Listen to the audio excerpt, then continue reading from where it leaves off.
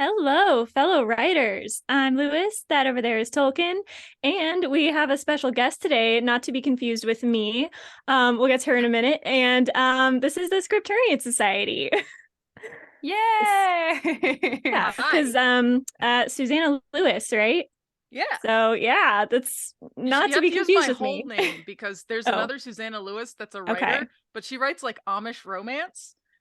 Different. And I write fantasy and stuff. So yeah, very different. Susannah Ailene Lewis. Got it. There we go. I saw that. Nice. Yeah, we have a special guest today. So this was kind of a chaotic opening. Yeah, actual Lewis and me, fake Lewis. And fake Lewis, yeah. And then there's me, Ash O'Rourke, aka Tolkien, and I'm just giving you guys my actual name because we don't always call me Tolkien, but we do go Carissa and Catherine, and Carissa, Catherine, Susannah, Ash. We have 4 people here with us. If you didn't know about Catherine's Carissa's dark alter ego, Catherine. She's just in the. I'm just my own dark alternate. There's no distinction. You're like, this is what it is. This is just me all the time. I like it. Well, cool. Susannah, we'll start with you. How's your week been? My week has been pretty good. It's been glorious weather for the last couple of days, and so I've been like out in my garden, just preparing my raised beds for garden things and writing things the last couple of days. So I've been doing great. What a good life! Yeah, that sounds fabulous. Right? Perfection.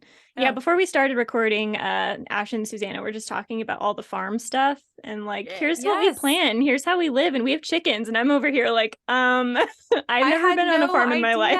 I had no idea. I don't want chickens. No, I have chickens. I have a garden and an orchard. I want Susannah to have chickens. I don't want chickens. But she's got, it sounds like we have about the same acreage too, which is exciting because most people I know don't have acreage. And I think looking at my tiny falling down house, you wouldn't think that we do, but we obviously bought this place for the acreage.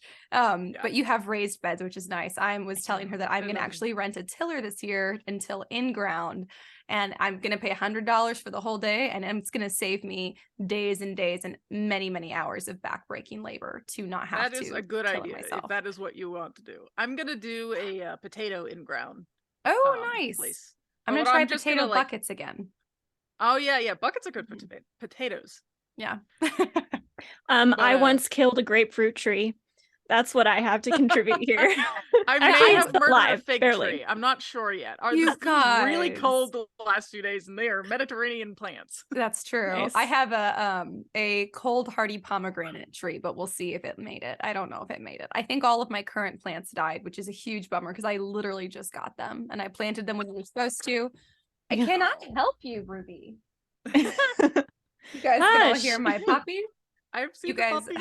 She's so cute. She's precious. I'm gonna let her out. She's barking at the door. Carissa, how's your week been? I'll come back. You talk. Okay, I'll just talk telepathically. Okay, sounds good. My week was great, and let's see, New Year's happened in the past week.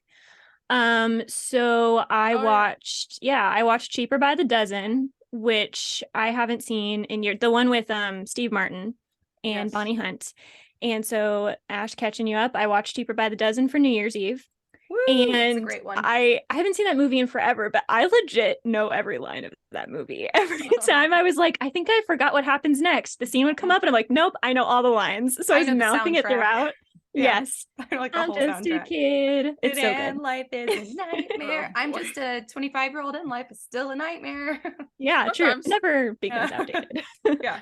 And also, like everyone in that movie, everyone in that movie is like relatively famous, and I can't remember if that movie started their careers or if they were already, but that is an ensemble cast. Let me say, probably, a lot, especially the kids. Like, the twin girls were in a bunch of stuff afterwards, and I don't know, it was great. So it was a nice throwback, and to remember that I memorized this movie. It was just kind of fun. And then I didn't really do anything fun for the rest of New Year's. So it was just the movie.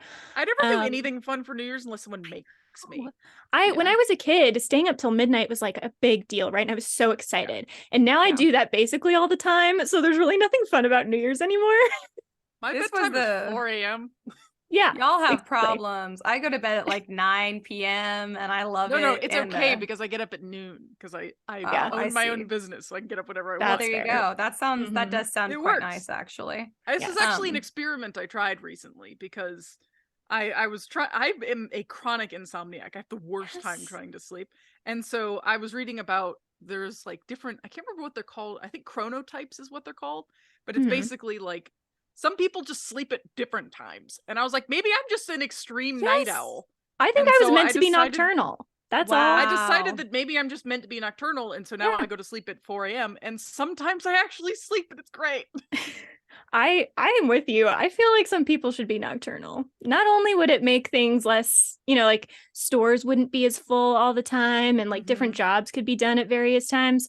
I would sleep better and things would be better for me personally. So yeah. Wow. I'm with you on that. I realize that my situation is weird and not many people can do that, but I can. I wish I could. I wish I could, but I mean, I do, but you're like, LOL, I do actually. Yeah, LOL. What else did I do this week? So I have Netflix for a month. Like I haven't had it for over a year, and now I have it for a month because I don't use it enough to pay for it every month. So I just pay for it every once in a while and then catch up on everything.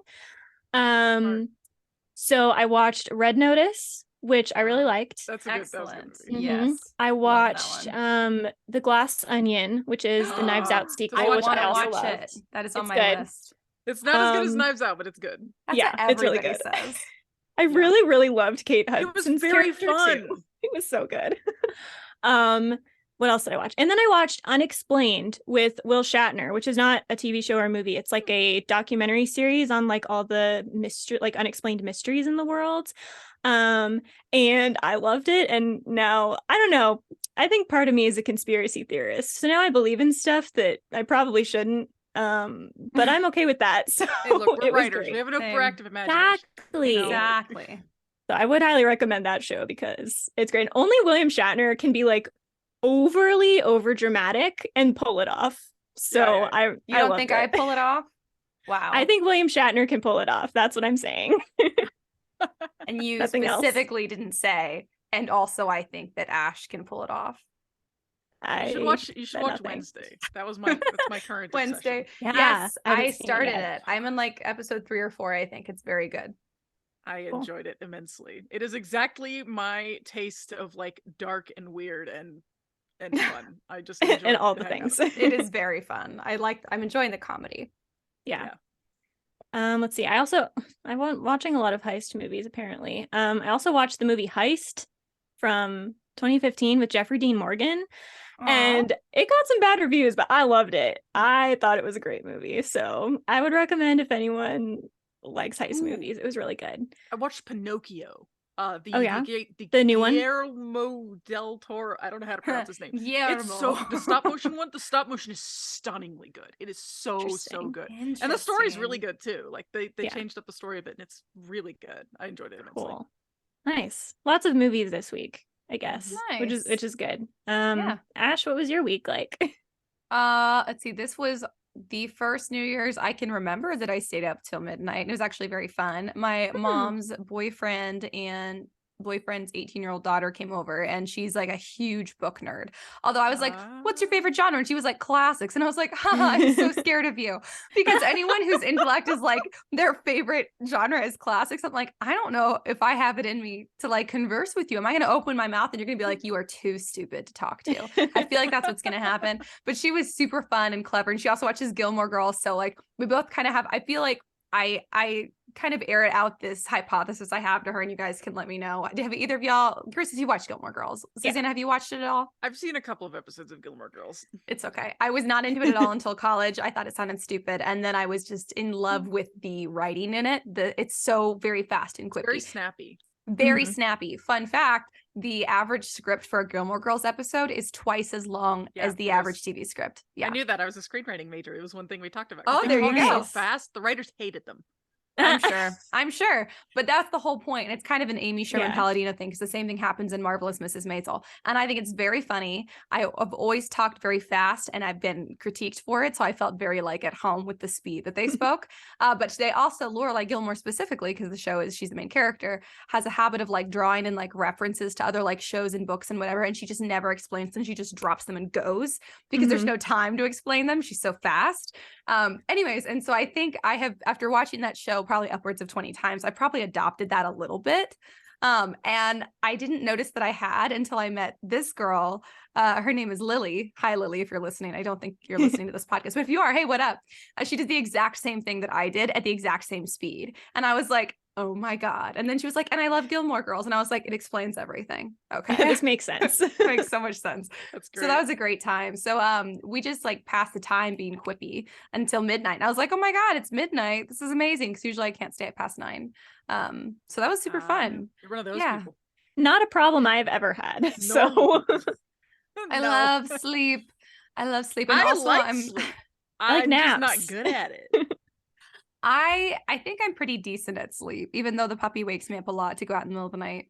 I'm trying to get up extra early because right now I'm just trying to like get back into shape and like eating well and exercising, which I stopped doing for like all of the holidays. Cause what's the point, you know? I'm just trying to enjoy my life.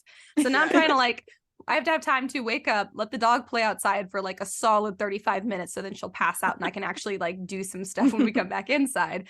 I have to have time to do my workout, yoga, and then start work and like clean up, like shower and then start work. So I have to like get up early. And it's all practice for when we get into the hot months in the summer here. I don't know where are you, Susannah? I'm in North Carolina. North Carolina. Okay. I don't know That's how hot to like the it gets hot. Anyway. It gets hot. Yes. Yeah. Well, it gets hot here too in summer. Obviously, we're in central Texas. Hotter, probably. Who knows? It totally depends where you are in Texas, because people forget Texas is the size of 8.5 countries on average. And so we have like every kind of environment. And so up north, we have pretty normal seasons. I mean, it still gets pretty hot in the summer for like a few weeks, but like more normal. Down south, it's hot and humid and like very coastal. Central Texas is still fairly humid where I am, but very hot. Still get seasons, rarely get snow. That's kind of where I'm at. But anyways, the summers are brutal, and we have a farm, which we're trying to make profitable. And so in the summer, I literally have to set my alarm for like 4 a.m. Because if I don't go out and do like 4 hours of work before I start work and the sun comes up, that's it. Because you can't work outside during the day. See, I do the opposite though. I wait just until go the at sun night. goes down. The sun to go down. Yeah. But it's still hotter. I told my husband I want like a band with a light on it. What's the term? The headlamp. Oh yeah, the headlamp. I want a headlamp so that I can go out and work when it's not so freaking hot outside. My husband has one, and he says the same thing. He'd rather work at night, but it's still hotter at night here because it's had all of the nighttime to cool off in the morning. Yeah, it's been baking all day, so we still have all the residual heat. It's probably like maybe in like the high 80s, low 90s at night when the sun has been down for like an hour. If it's below 80, I can usually function. Yeah, I mean below 80. I was a lifeguard for years, and so you're used to it. Below 80 is fine. It's just this last summer, especially out here, which is why pretty much all of my crops did very badly. It was like an average of 104 every day for like all summer. Yeah, that's hot. Which was a lot. I mean, we usually have like a solid month of that, but we had like months of it. And it was very rough. And so it was in the 90s most of the summer here, which meant that a lot of things didn't like it, but a lot of things did. So like my watermelons and my beans. Oh, I loved everywhere. It, I bet. Yep. You gotta diversify your crops. Did amazing. That's all you have to do. My tomatoes eventually did all right, but they got there eventually. But yeah, the watermelons and the beans were just so happy. I have not been successful with tomatoes. They're great. And I also would like to grow tomatoes, but I have not been successful yet. So I'm curious. You should keep me up to date on your garden progress. I have a planner where I have to plan what I'm going to start inside before the last frost, and then what I can start planting and when. And so that's my next I was just working on that. I got a whole bunch of seeds. I'm so excited. I know. I've got a bunch of seeds on my kitchen table. I've been trying to get peas for the last couple of years. It gets so hot so fast here. That all my peas died. They do not like to die. They do not like to grow. But you know what? You might try black-eyed peas, because if it gets hot, they love the heat. And my black-eyed peas did amazing. I'm like, I'm going to plant a whole field of black-eyed peas and no one can stop me. And they grow so well, and they were so hardy. Amazing. I'm gonna do it again. I don't know if I like the taste though for those, so that's my only. I was gonna say, do you like the taste of black eyed peas? Who? Ash? You, yes. Ash. Yeah, I like it. You mix it in. You can have them all. They don't have that much natural flavor. They kind of taste like what you cook them with. And like down south, they taste like dirt. They don't taste like dirt. You're so funny. Have you had them? Have you had them fresh? Because that's the question. Because I don't live on a farm. Like unshelled peas, because they get so starchy so quickly. They taste like dirt like 4 seconds after you pick them, so you have to eat them like immediately. That's so funny. Like, I like shelled peas. Like I like snap peas. I eat canned. Those are really good. You are so funny. I ate canned peas. Those are completely different substance. Do you know what grows in Arizona? Not much. Cactus. So yeah. That's fair. Okay, that's fair. I mean, I actually did have, my dad had when I was growing up, a tomato garden, a very small one, and they did pretty well for at least 10 years, I think. Yeah, you guys can do peppers, tomatoes, okra. You guys can do like the super hot beans. Stuff. Beans. You guys could probably do beans as well. Yeah. The watermelons probably don't like the lack of water. Yeah. Honestly, our weather was just so like extreme in opposite directions all this last year that everything I felt like everything got killed by something. I had such a hard time this year. But black eyed peas, the southern way to cook them is with like you boil them until they're like soft, and then you like you like put them in a skillet with lots of butter and like a whole package of bacon, or if you have ham bone, you put the ham bone and any extra ham pieces in. That's just the bacon, Ash, not the beans. That's not true, because then you like basically cook them to like a boil in that mixture with like onions and garlic and seasonings and like smoked paprika, and then you get the that's what I had for lunch. You get the black eyed pea flavor. And it's that, and it's like soaked in like the butter and bacon and all the seasoning flavors. And the combo is delicious. It's that I would excellent. Eat. That sounds good. This is what I think southern black eyed peas are very different than your standard black eyed peas. And I like all of them. So like I would like probably them in any fashion. But I've yet to meet someone who's really like, oh, disgusting, when they've had like true southern black eyed peas, because it's salt and butter and bacon. Like, yeah. That makes everything taste good. I would eat cardboard like that. As I say, you could eat that on cardboard and probably would be good. Yeah. So the only way I can eat like zucchini or squash is if it's like chopped up and like fried with bacon and cheese. That is funny. And it sounds good. You sound I can like eat my it. husband. That's about it. It's not healthy, but which is a shame, because summer squash is very easy to grow most places, and mine did very, very well. If you know a gardener with zucchinis, you will know that you know one with zucchinis, because they will give you zucchinis. They will give you zucchinis. It's absolute same they here. They have too many of them. Yes. You'll know. You don't even have to ask if they grow zucchini. No. You'll know. Same with summer squash down here. Bring you zucchinis. Yeah, baskets will appear on your door. Yes. Just zucchini bombing. Yep, exactly. So I'm kind of just trying to learn to like all of the vegetables that I can grow, because I'm like, inevitably, or if we ever hit the apocalypse, this is what I've got on hand. It'd be great if I didn't hate this stuff, or trying to find ways that I like it. Like I went on like a pickling craze and I pickled a bunch of stuff this year, and it was awesome. Cool. Yeah. I'm looking forward to starting like canning some stuff, because I froze some stuff and I don't love the texture anymore, which is probably because I didn't blanch it first, which is my fault. But I thought I could just freeze it. It didn't work out so well. Yeah. But I have like bags of these slightly less good tasting green bean varieties. Because I grew so many freaking green beans. The green beans must love my dirt, because they just sounds like it. Wild green beans. I grew 3 varieties and they all died. All of them. So I don't think I can grow green beans. Well, you never know. Like maybe they just needed a bit more. Like, don't give up on it your first season. I know. I can't give up on anything. So I'm trying everything again. And I'm gonna, like I said, bring in the tiller, because I did 2 hugelkultur mounds instead of like, because they're kind of like the raised beds, the little mounds. So you know what they are, because you're a gardener. A lot of people I have to explain it to. But anyway, so I did those, and I don't know. It's the first time I ever did that. So, and I'm also on a property that's all sand. So I really have to bring in all of my soil. So I probably was a little bit stingy because I had no money, and I still don't, but I might just be like, maybe I'll go into debt for this. Maybe this is what I'll go into debt for, to get soil. Yeah. So, well, I'm just kidding. I'll pick up extra work for it, but that's what I'll do probably this year. Anyways, that's my week, and also an insight into my next few weeks, and probably yours as well. Yes, I will be. I'm just consuming all of the gardening media now. Like, that's how it starts. Yep. I start watching 100%. all the YouTube videos and following all the people and just like, I want to plant things. Yep, exactly. Same. I'm trying to get my brother to till up my garden. I told him I'll rent the thing if he'll go get it, and he'll do it for me because I'm a little cramped for time and I need it done now. I'll give you all the zucchini. Yeah. I'm like, if we could switch places and he could do my job and I could go out there and get paid to do that, I would much rather do that. So yeah. Anyways, this has been fun and longer than usual. So if you guys don't like the nonsense, I should have mentioned this before. I don't usually mention it because we're usually very on topic here. But if you ever want to skip just to hearing about book and theme stuff, you can do that by going to the skip notes in the show description. They're always there. If you guys don't want to hear us just chatting, you guys can go straight to talking about writing stuff.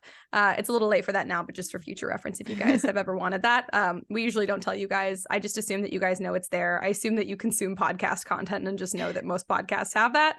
But if you didn't know, it exists. And yeah, so let's get into book recs. Do either of y'all have any book recs this week? Oh, yes. Okay, I have none, so my turn is done. You go next. Oh, goody. Okay, me go next? Yes. Mm-hmm. Yeah, Okay. I'm like looking at you, and that's not helpful. Okay, sorry. great. I can't tell. Yeah, no, the whole screen thing. Yeah. Yeah, okay, so I have a couple. Can I do a few? Yeah. Yes. Oh, please do. Okay, so I discovered an author whose name I'm not entirely certain how to pronounce because he's Irish. It looks like it's Kime or Kane McDonald. I know McDonald. I can say McDonald. Anyways, but it's spelled C-A-I-M-H. Kame McDonald or C.K. McDonald in his fantasy stuff. But anyway, so he has two different book series, and I got the first book of two different series, and one is about is a comedy crime thriller basically, and then what the next combo. one is also sort of a comedy crime thriller, but it's about journalists, and there's much more of a supernatural bent to it, and it's so good. And the ending angered me because it the epilogue left off on a cliffhanger, and I don't have the next book, and so frustrating. I'm mad about it. But they were both so freaking good. They're so funny. And because I have an Irish character in my books, I've been like writing down the slang Irish words like as I go I love along, that. I'm so obsessed that I can with incorporate that. them into my book, because I'm currently re-editing my first book. So I'm just like, I'm just gonna slip a few of these in. Oh, I've written so many Irish books. I love that. And I read Skyward by Brandon Sanderson. I've heard good things about it. So yeah, I've heard great things. I have rarely been like on the edge of my seat reading something like that. Like, I mean, like I was so stressed reading it, but I was just like, I have to read it, and I read it in like 2 days.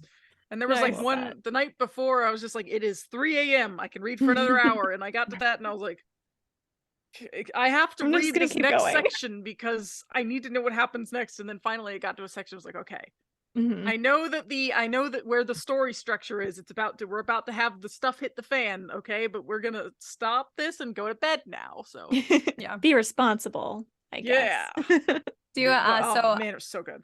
I just looked it up. Do you guys want to guess how his name is pronounced? I used to learn Irish Gaelic, so I had my guess, and I was closer, but still very wrong. And I was still very surprised. I literally have no idea. Those words, those letters don't make sense in Irish a lot. Is it something weird like Sean? And like it's absolutely not spelled that way. No. Oh wait, I my husband looked it up. Is it like queeve or something like that? Yes, it's queeve. Queeve. Yeah. It's kind of like How does an M become a V? According to Goodreads, they're calling it a nicknameified shortened version of the Gaelic original for Kevin. Yeah. That's my guess was Kiwa off seeing it because the M and the H is sometimes like a W sound or like a V sound. So in my brain, I was closer than I thought I was because I used to work on Irish Gaelic a lot. But queeve, I was still shocked. I was closer than I thought I would be, but also so far. My husband, I knew there'd be a W sound in there, and that's all I knew. Because I was telling him like, I don't know. I have no idea. I can say McDonald. That's it. I got the last name down. Queeve McDonald. Yeah, but he goes by C.K. McDonald for his like. I would too if I were him. Much easier. The more fantasy type stuff. Yeah, I love that. Any other book recs? That's all I got for now. I could recommend lots of books, but I wanted to hold on to those for you guys because I was just like, I'm gonna get to do a book rec. I'm excited. I love it. Carissa, did I rec Three Musketeers last week, or did I just talk about it? You did both, I think.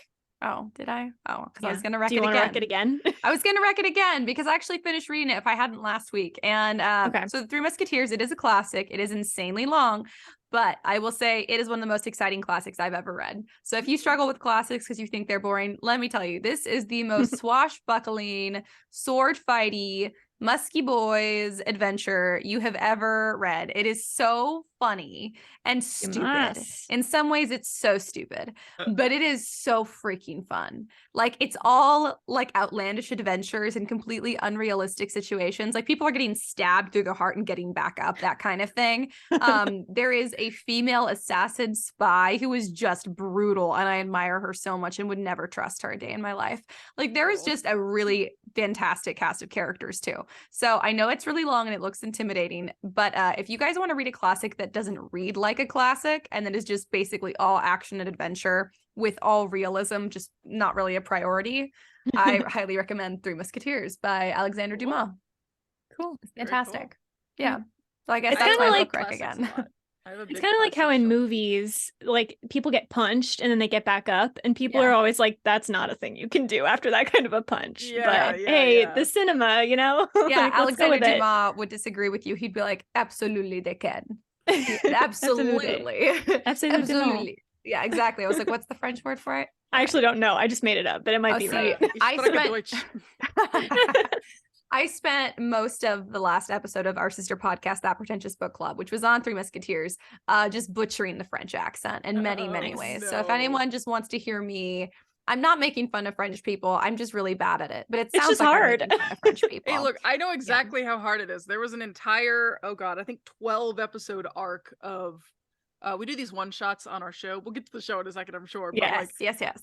We do these one shots on the show, and I was playing a character, and she had a French accent, and I was just like, I'm not telling people what accent I'm doing, because if I do it wrong, I don't want anyone to be offended. Just be consistent, and then it becomes whatever. I had like an activation phrase in my head that I kept having to say. Yes, which was, if you're curious. Yeah, I am curious. The character was a fae character in this like urban fantasy sort of Chris world is very prejudiced against the fae, so well, it's okay. Whatever. This was a fun fae, but it was just the phrase was, I do not like the humans. Nice. I had to say that in my head every time I wanted to say it, but cool. But she was just like, she didn't like humans, and it was great. It was so That's fantastic. My activation phase that I used to use for my Irish accent, and nobody judge me now because I used to do it all the time, and I don't actually do that much, was got towards the Caringus, and that was my activation phrase for some reason for Irish. I have never even heard of this activation phrase thing, but that makes a lot of sense. Just something that just kind of naturally rolls gets you off in the tongue in that accent. Yeah, you could say like le carreaux sont cuits or whatever you do French, like the carrots are done, you know? Okay. Yeah, sure. Yeah, we talked about that in college, or I mean, CJ did around you. I was gonna say, so did we? You've heard it. You've definitely heard it. I remember that random conversation. That's possible. I mean, I know Pret, but I butchered it. It's like, anyway, I don't know what carrot is. That's all. You should carotte. Le carotte. Oh, that's easy. Okay, then that's pretty easy.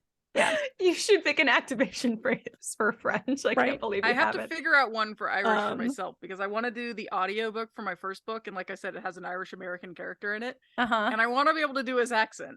Oh, I love Irish that. is one of the few accents I can't. I'm really not good at doing Irish, so I'm gonna have to. I can just imagine myself sitting there recording that and just having to do it over and over and over again for every scene that Hayden is in, because I swear to God. I have a very finite number of accents I can hold in my repertoire at one time, because sometimes I push one in and I have to move another one out, so I only have like maybe 3 or 4 I can do at once, and then trying to just transition back and forth between them, that's not happening. Like I was trying Welsh to recently.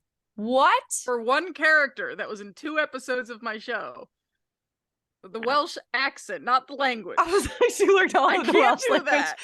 Could you say something for us in the Welsh accent? Absolutely not. No, I don't think I do. Absolutely not. I practiced around my house for like 3 weeks trying to get the accent right, and I don't think I can do it anymore. I'd have to do it for a couple more weeks. It's a practice. I just walked around my house saying things in a Welsh accent so that I could do this character. That's I really so wanted fun to have a Welsh accent.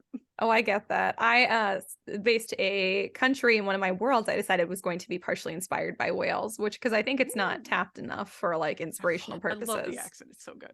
Yeah. I would just like to note that the computer is still coming off and on in the background in Ash's screen. I noticed it. Did you notice? Okay, good. The computer is cursed. I am not crazy. It's my monitor. That one's my monitor back there. It's my work monitor. I mean, it always stays plugged in, so I don't know what it's doing. It's just turning on and off, and there's this like little like white square in the middle of it every once in a while, and it's so weird.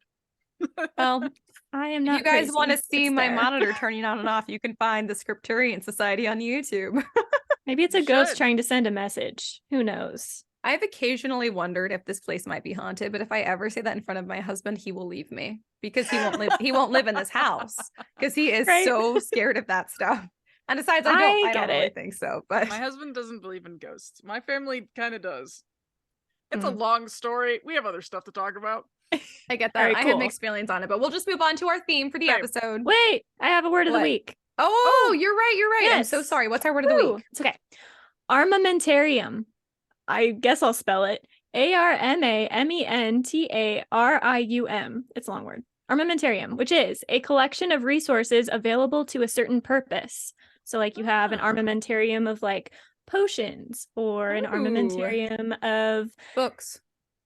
Yes. I was gonna say I have an armamentarium. It's for reading. It's my library. Yeah, exactly. I have an armamentarium of many-sided die for D&D now. Ah, yes. I can give you some of it. I can give you more of those. Yeah, I heard you in the first, because I listened to the first and one of the more recent episodes in your podcast, and the first one you were talking about all of the dice and how the game you're playing in the podcast only takes like 2 dice, and I was like, wow, sounds nice. Yeah, it is nice. But we also play other games that have other dice, but the 2 dice is nice because I'm terrible at math, but I don't have to roll in this game. It's great. Carissa, am I bad at math? Yeah. I tried to come up with a good like metaphor thing, like does a dog sing, but they don't. So let me explain to you how bad I am at math. I had one math class that I had to take in college. I've heard you guys talk about your like math or art major math. Majors, whatever. I was a screenwriting major. I didn't want to take the stupid math class. And so I'm like, I'll do a CLEP test. That's college learning something. I don't remember what it means, but basically like you can take the class and it'll give you the credit for the class. Yeah.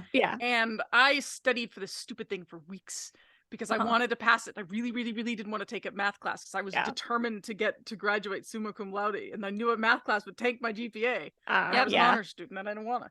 And so I took this thing and I literally thought I failed it because I calculated what I needed to pass it wrong. And so I was like calling my mom on the way home saying like, yeah, I didn't pass it. This was my score. She's like, what do you mean you didn't pass it? That was the passing score. And I was like, oh, so yeah, that's how funny. bad I am at math. I can one up you. I married an engineer. I did NaNoWriMo once, and you know how you're supposed to. Oh, you heard this. So if you guys are new to this episode, I've listened to almost every episode of your show. Oh, so there's nothing I can tell you. You don't already know. Yeah, Susanna's a longtime fan of the pod. So there's nothing I can tell her that she doesn't already know. I've been listening for like 2 weeks, but I've almost got all the episodes. Good Lord, you've been binging. Nice. That's so funny. She's a new super fan. In the background while they work on other stuff. Oh, that's fun. I can't believe you can still stand our voices. Wow. I can't. Just kidding. You're like, I can't stop talking, Ash. If you guys weren't here for that episode, basically, you're in NaNoWriMo, you're supposed to hypothetically calculate how many words a day to write to get to like your 72,000 word or whatever, word count you did. I miscalculated and I wrote it in 9 days. So that's how bad I am at math. And Carissa sometimes reminds me of it, but that's my evidence for I am that bad at math. I also took algebra 3 times. So, there you I'm go. not necessarily like bad at math, but I process numbers very, very, very slowly. So all those stupid like timed tests, I could never pass them just because I couldn't pass timed tests. I took them through calculus in high school, but because I was homeschooled, I was allowed to do it at my own pace. Woo, homeschoolers! Ow, ow! Yeah, love it. I didn't know you Not were me. homeschooled. I was homeschooled. Look, new info. There are still things about me. You have so much in common. I went to I went to charter school, and I don't have a farm, so I don't. I was say explains why you don't have a farm, Carissa. Too bad. You can be a farm person. I believe in you. Yeah. All right. I'll try. I have relatives with farms. I'm like a distant farm person. We'll teach you how to do farm stuff. Yeah. All right. Are we getting into the topic now? Yes. Now we're going to get into the theme. So this episode, this was a topic suggested by Susannah because she specifically has experience with it. And so we're going to be talking about adapting your stories into forms other than books and then adapting them back, all that kind of stuff. So whether you're adapting to movie, adapting to podcast, adapting to whatever, or adapting in the reverse, it's something that as writers, we're probably all going to do at some point or other, whether you're just doing it for fun as a test or because that's where work opportunity is. It's something that comes up a lot, and I'm surprised we haven't talked about it much, but Susannah has a lot of experience about this. Susannah, do you want to tell us briefly fill in the listeners about your experience with this topic? I feel like I should introduce myself more. Yeah, go for it. Because I feel like I didn't really do that. Hi, my name is Susannah Ailene Lewis. I am a writer, screenwriter, podcaster, dice maker. That's the weird one. That's the weird one. The coolest do you make one. the really cool dice? I do. I'll send you some links. Do you have a link? Can I buy dice from you? You can, yes. Give me all the dice. I would love that. I have a dice business. Anyways, that's what makes me most of my money right now. I'm working on the books. But anyways, the dice makes me most of my money. But anyways, so I'm a podcaster. So I have to kind of go back a little bit. I was a screenwriter major in college. My technical degree is called digital media with a concentration in transmedia writing, which is basically learning how to do writing across different platforms, different genres, different if you know like the Marvel Cinematic Universe, how there's movies and television shows and books and video comic games. Books. And video games. Yeah, but they're all set in the same universe. That's what transmedia writing is, basically. Cool. And so because I did that, I took some writing classes in college, and specifically I took a television show writing class, and I pitched a show for my class, and I was terrified during this thing because I'm pretty good at public speaking because I launched a writing club in college because there wasn't one at my school, and I was like, oh, nice. I want one, so I did, and because I did that, they elected me the president, which I didn't expect.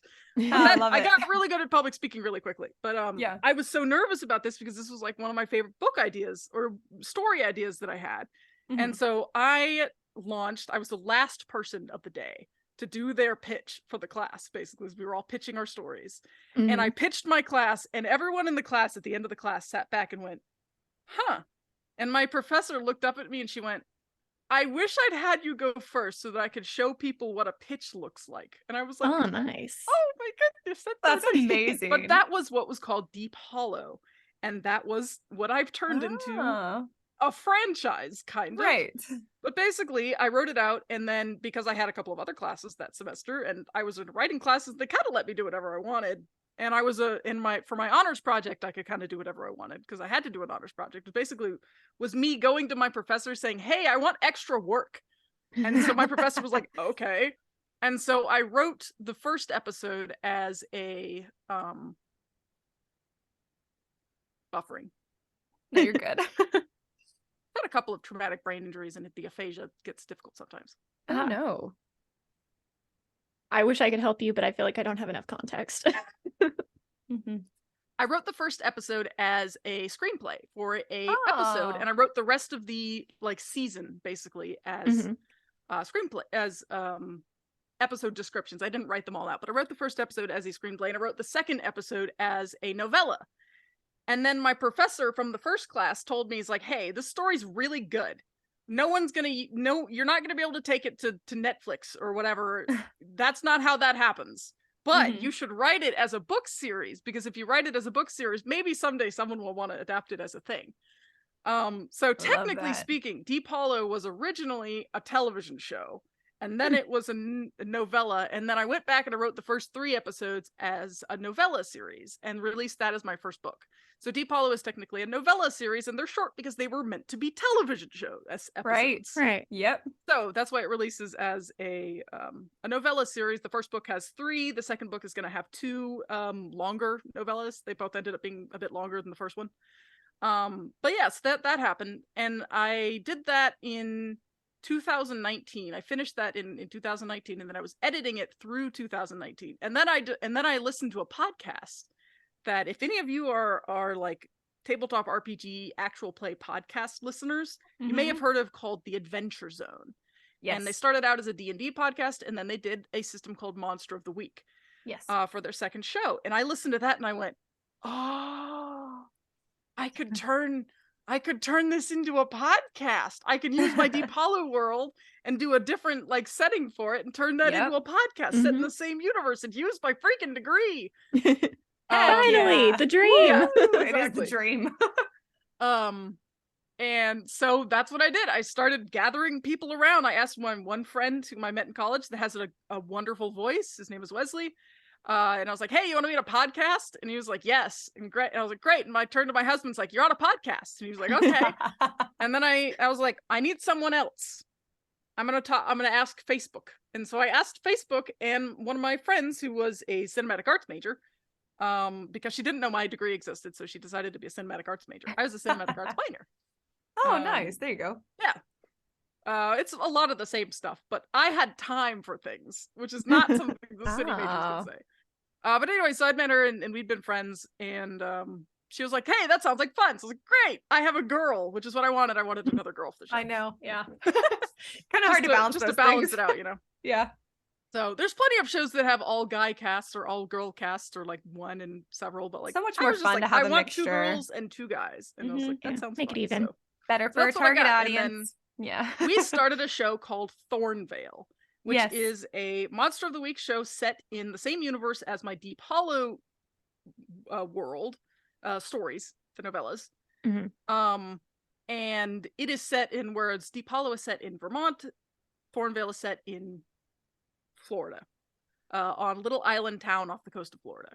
Yes. But the premise is basically the same.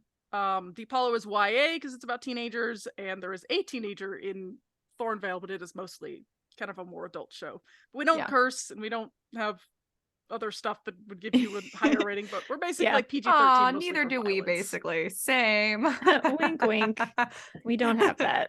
Wink, but you won't actually wink at me, which is, I don't know if we mentioned that on here, but Carissa. Very look, awkward. Susanna winks. Look, Susanna will do I it. can wink both Come on, my eyes. Carissa. Well, Susanna can do it without being That's okay. I'm totally weird. awkward. You don't have to wink. It's all right. You're supposed to be awkward. That's I can wink with both my eyes. That's blinking. That's a blink.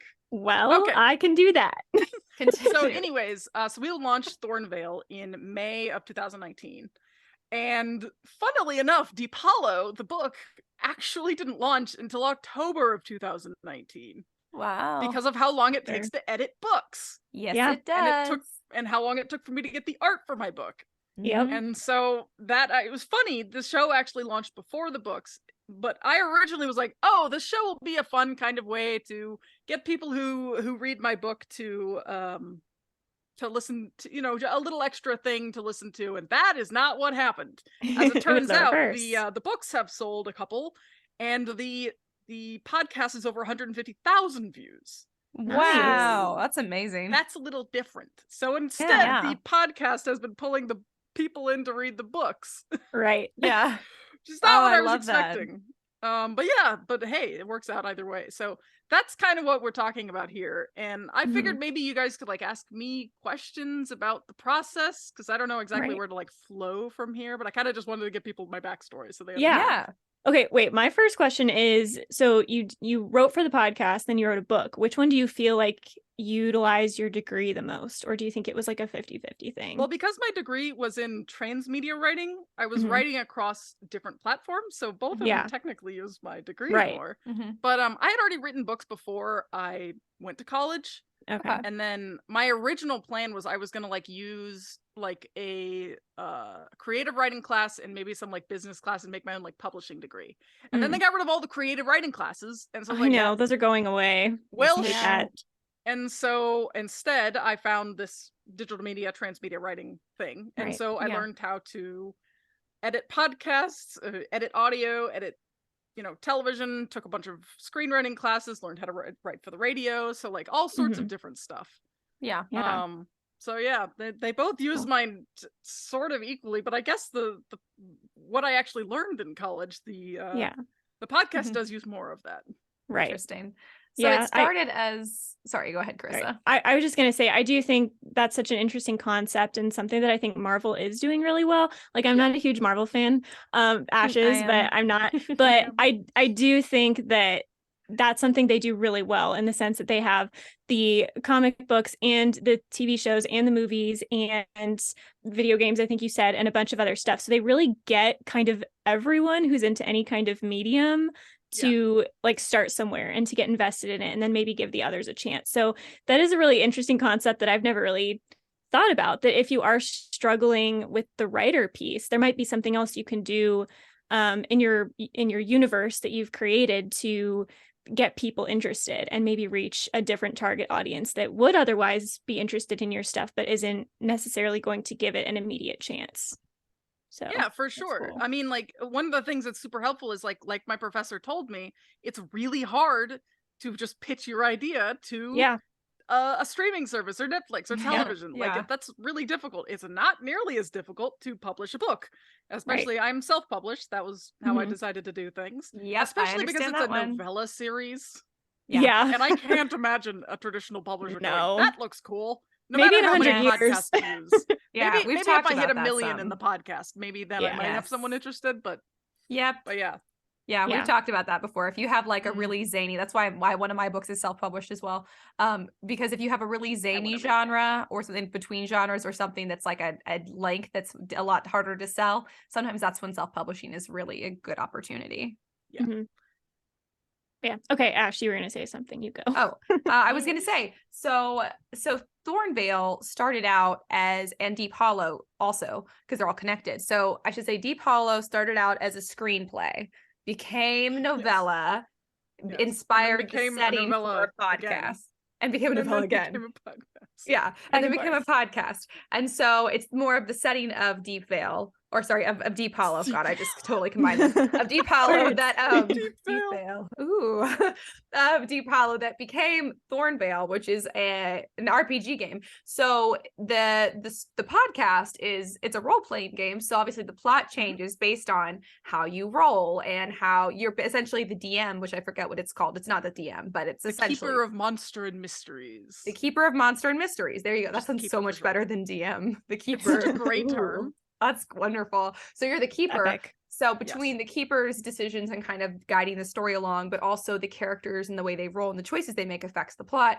So are you letting that inform your Deep Hollow books, or is that exclusive to the podcast story? And how do you balance that out when you are kind of like combining or transitioning from one way of telling a story to another? Like, how much of these external choices do you let impact the plot? That was several questions. Let me try to break it down. Okay, so the because there's so much more of Thornvale than there is of Deep Hollow, obviously, that has started to influence the way the magic system works a little bit. But I've been very careful in how I set up, because there's some things that we don't use in the magic system and some things we've added to the magic system that you can use in Monster of the Week, which is the game that we're playing. Right. And it's a very narrative focused game to begin with. The rules are very simple, very straightforward. When I play with people and I like kind of do like one shots or whatever, I can usually have people understanding the rules, having built their characters and playing within about 15 minutes. Which I don't know if you've played D&D, but it's not. That's amazing. It's not. If you're watching YouTube, my jaw literally just dropped. I probably spent 30 hours, and I just finished last night writing our new campaign. Probably 30 hours on just the campaign, so just the story setup. Yeah, but I mean, like, it's super easy, because all you really need, like, when you're a newer DM or GM, a keeper in this case, you tend to write down a lot more. And I have lots of pages of notes from when I first started, until I realized that I can't control my players, and I can't even begin to predict what they're going to do. Yep. And so these days, most of what I do is I kind of have a story running in the back of my head, and I have a written out list of the monsters that I want to do, because it's a Monster of the Week format, meaning like each of the way the game works is that, at least the way our game works, is we release in arcs. And so we have about hour-long episodes, give or take, and it'll be anywhere from like 5 to 10, some are shorter, some are longer, episodes for the characters to take the time to do whatever they need to do, kill the monster, do it, whatever they need to do. So obviously, like, I have had to mess with the magic system just a little bit, just enough to make it fit in my world. I actually have a document that I give to people that is like pinned on our Discord that allows people to make what are called Dragon Knights, which are the magical people basically the premise of the game and the books is that there are people who have dragon powers who fight monsters. Right. So yes, they can sprout wings and they have eyes that can see in the dark and glow golden, and they can use magic, and it's a lot of fun. Fun. But because Deep Hollow came first, obviously, like, that kind of set how the magic was going to work. Right. Basically, but we have expanded a lot on it just because we've had a lot of time in Thornvale. Okay. So it's been kind of a mix and match as things kind of go along, and some stuff that's happened in Thornvale has influenced some stuff that I'm writing now in Deep Hollow, because I'm writing the second book now. I kind of took some time off because I was busy with other stuff. And, you know how it goes, but I'm trying to focus more on the writing now because I really want to do that. Yeah, I get that. And I started a dice business, and that took up a lot of my time for a while. I'm sure, and I'm very excited to explore your dice business after this, because I will love send dice. you a link. Don't worry. Please do. I'll spend hours browsing through dice that I don't need, because I just think that they're so fun, and I love to play with them. Yeah.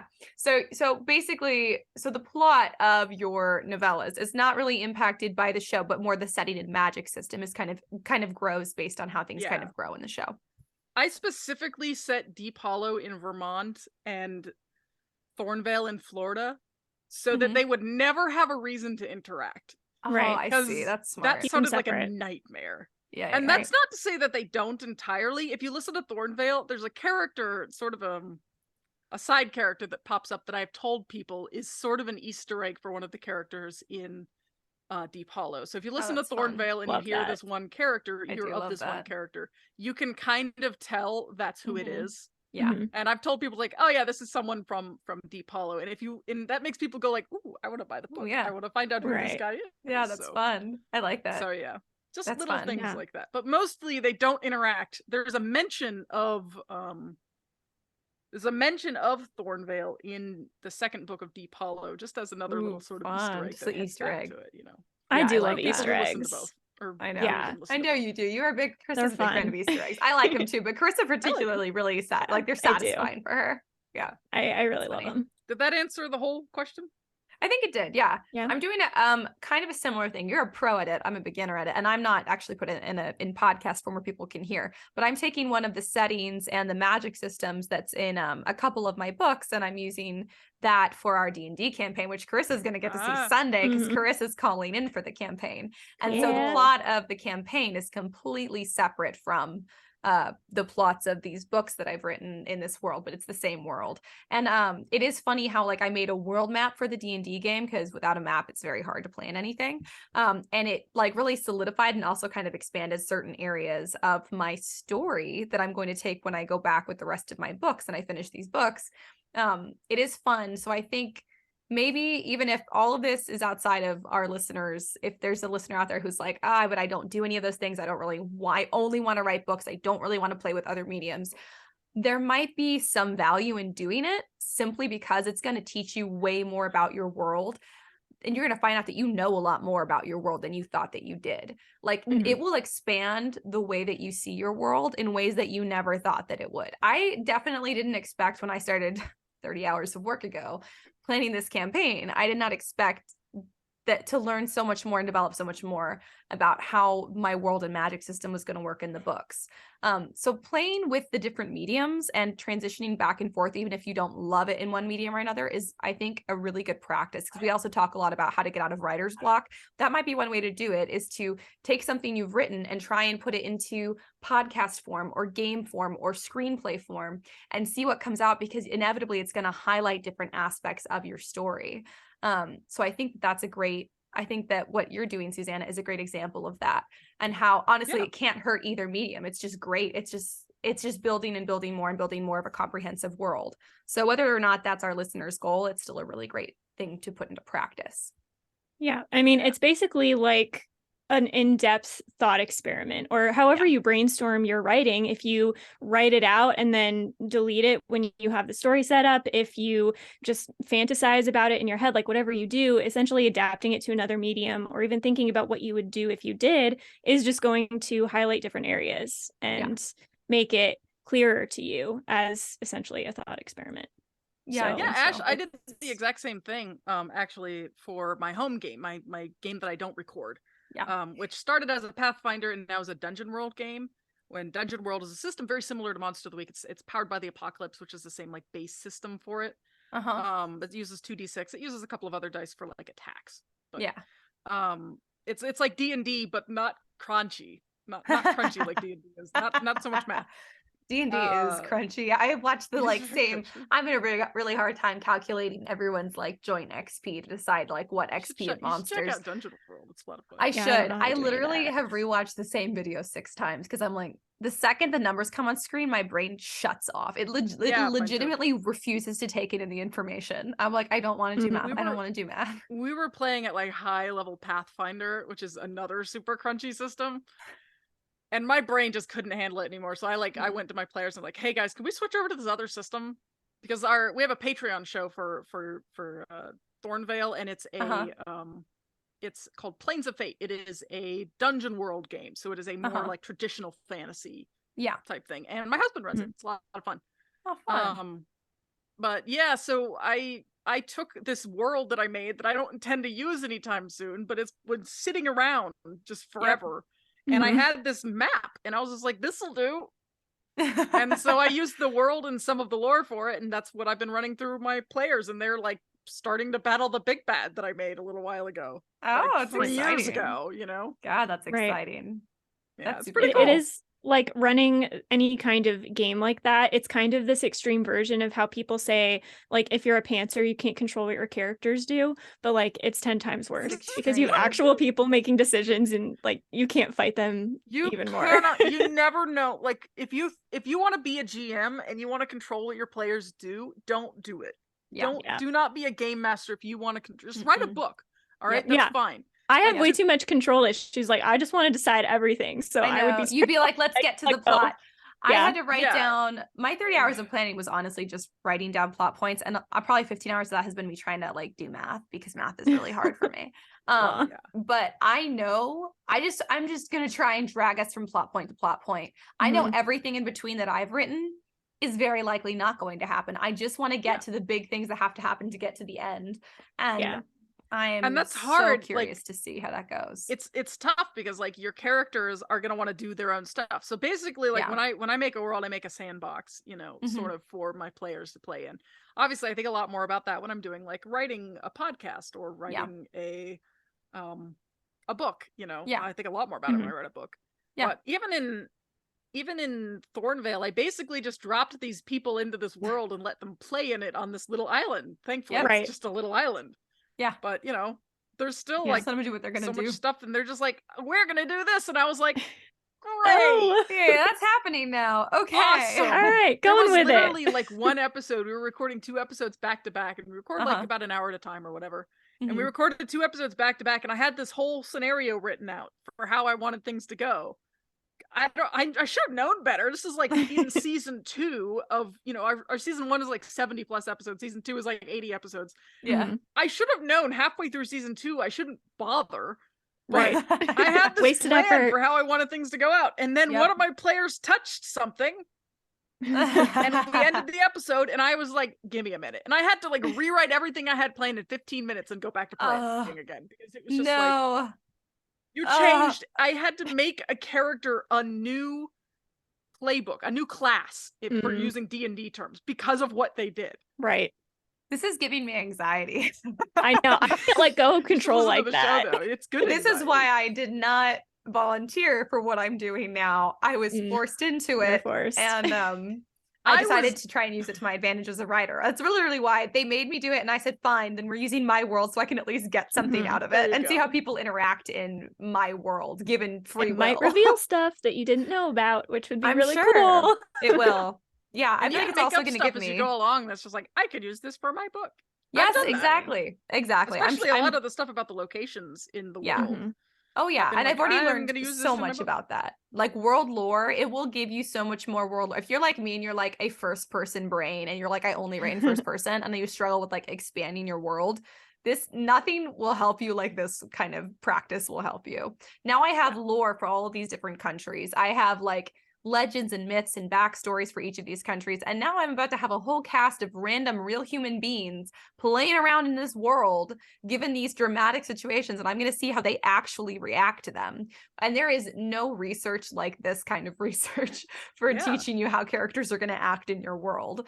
It's just, I do suggest, if you've never played like a role-playing game, like a tabletop role-playing game, if you are a creative person or a storyteller, it is something to do at least once.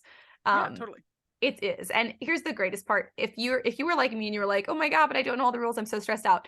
You don't have to. Only the game master, the keeper, the DM, they have to know the rules. And guess what? If it's going to take them longer than 5 minutes to remember or look up the rule, they can also make up their own rules, which is nice. But as a player, you don't have to know all the rules. And that was very freeing for me to know. You just do your best. And if you're wrong, the DM will correct you, or the keeper or whatever will correct you. So don't let all of the rules and complications, especially if you're playing Dungeons and Dragons, because it is very crunchy. It is a lot of things to remember. Don't let that intimidate you. You can still play. It's not your job to remember everything. And it's just nothing like that will show you how different people react in different scenarios, and in different locations. It is very fun. This is also, I feel like, partially this is tabletop RPG episode. Woo. Yeah, why not? I mean, it's fun.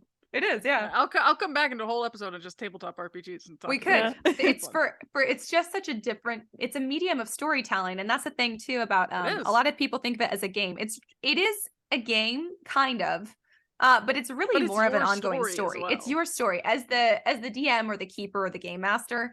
For you, it's a lot less of a game than it is a story. You're telling a story. The players, it can be kind of a game. Some players are more in it for the story. That's very individual on each player's part. But as the person who's in charge of the game, you're just trying to tell the best story possible. That's why if you're trying to like just destroy your characters, you're doing it wrong. Like you're supposed to give them a chance and let them explore the world and have a great story. You're there for the storytelling.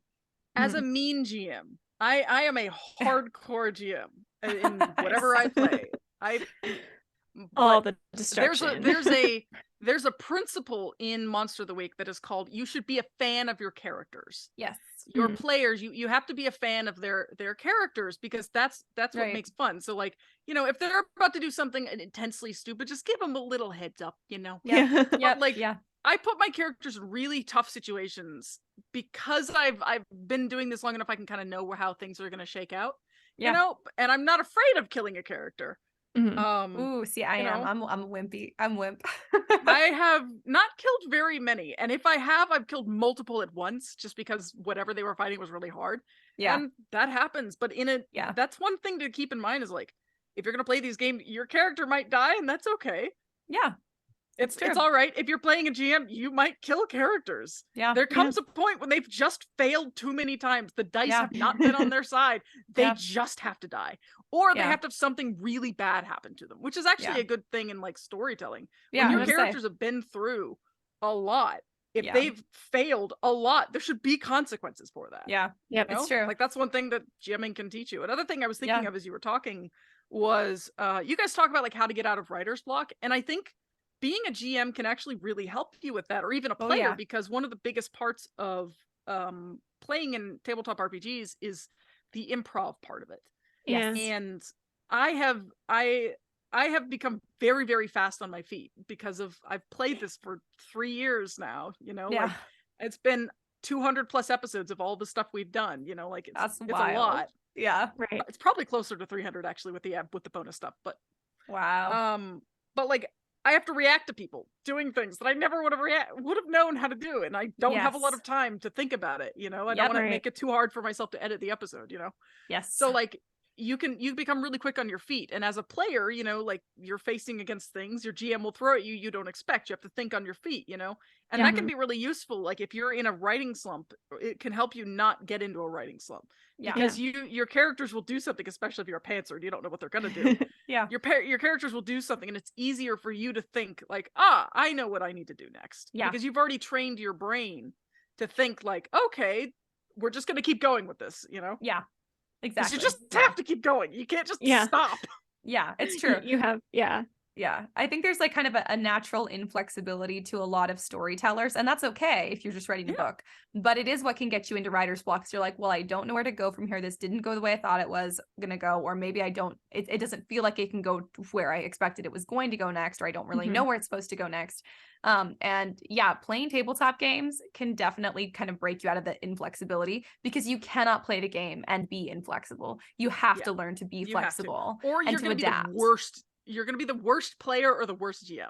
Yeah. Like, there's nothing worse than a GM who railroads you into doing what they want to do and not what you want to do. Yeah, it's not the point of the game. The point is to tell a great story, and the same story or the same campaign with two different parties or with two different DMs is a completely different campaign. That's why people will sell pre-made campaigns all the time, because it's completely different based on the actions that different players choose to take, or reactions, or however the DM chooses to be a DM.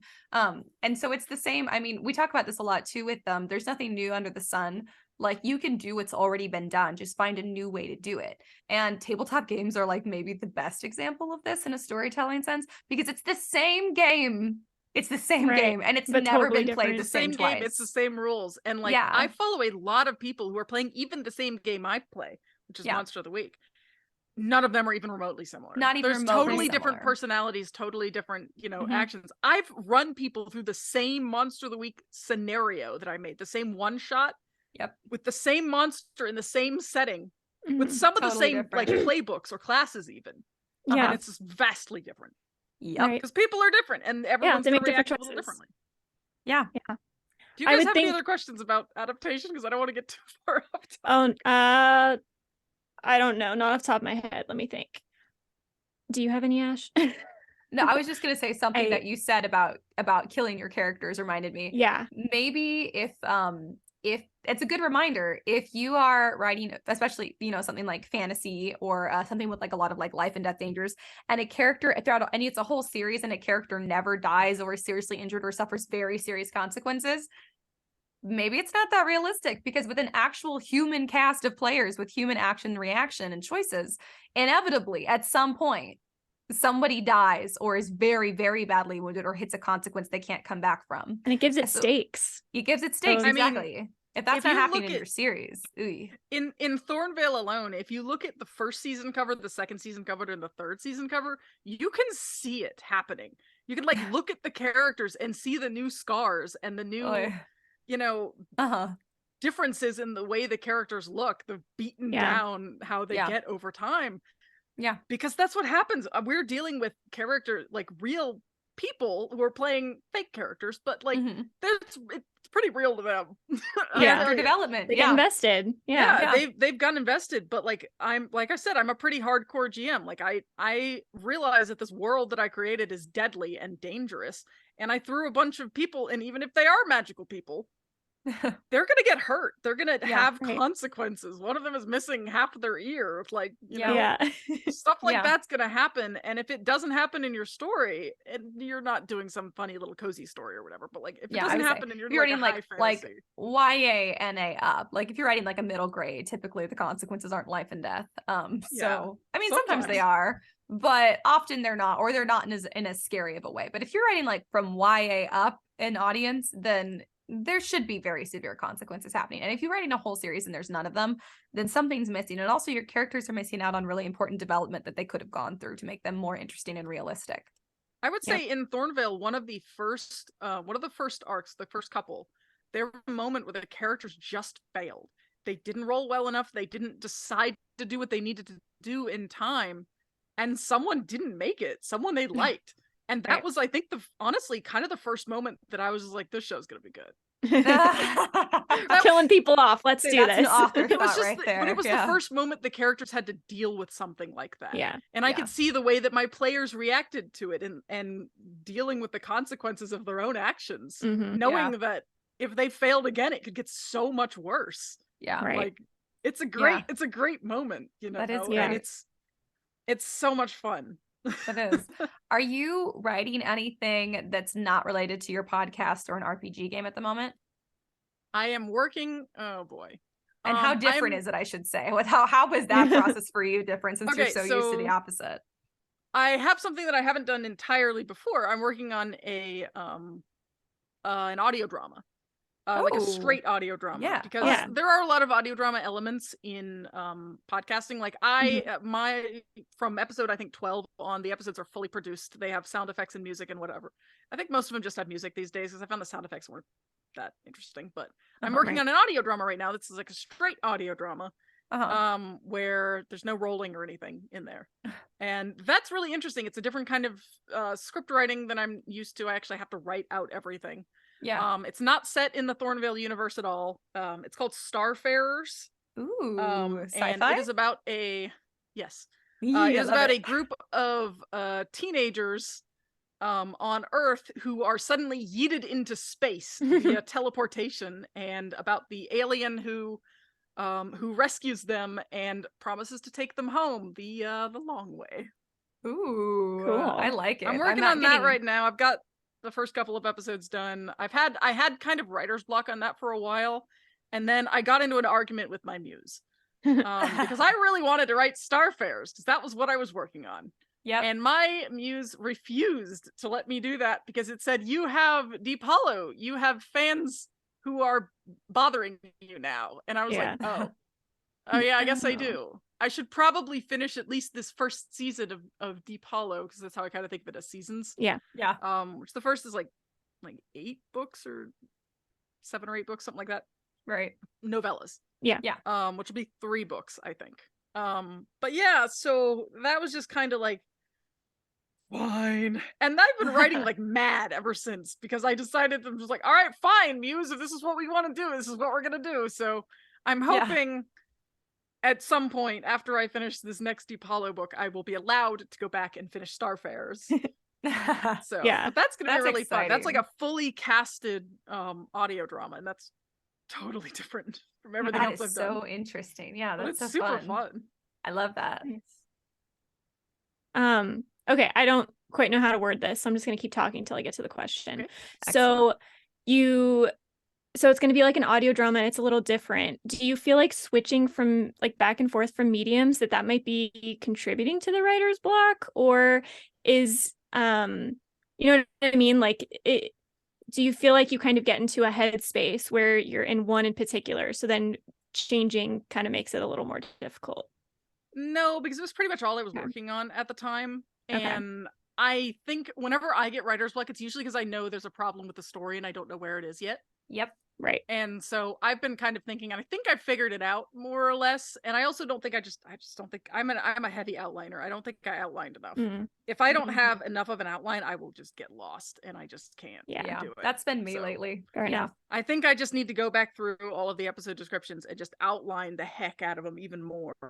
And they're short episodes. They're only like 15-20 minutes long. Most audio dramas aren't super long. Right.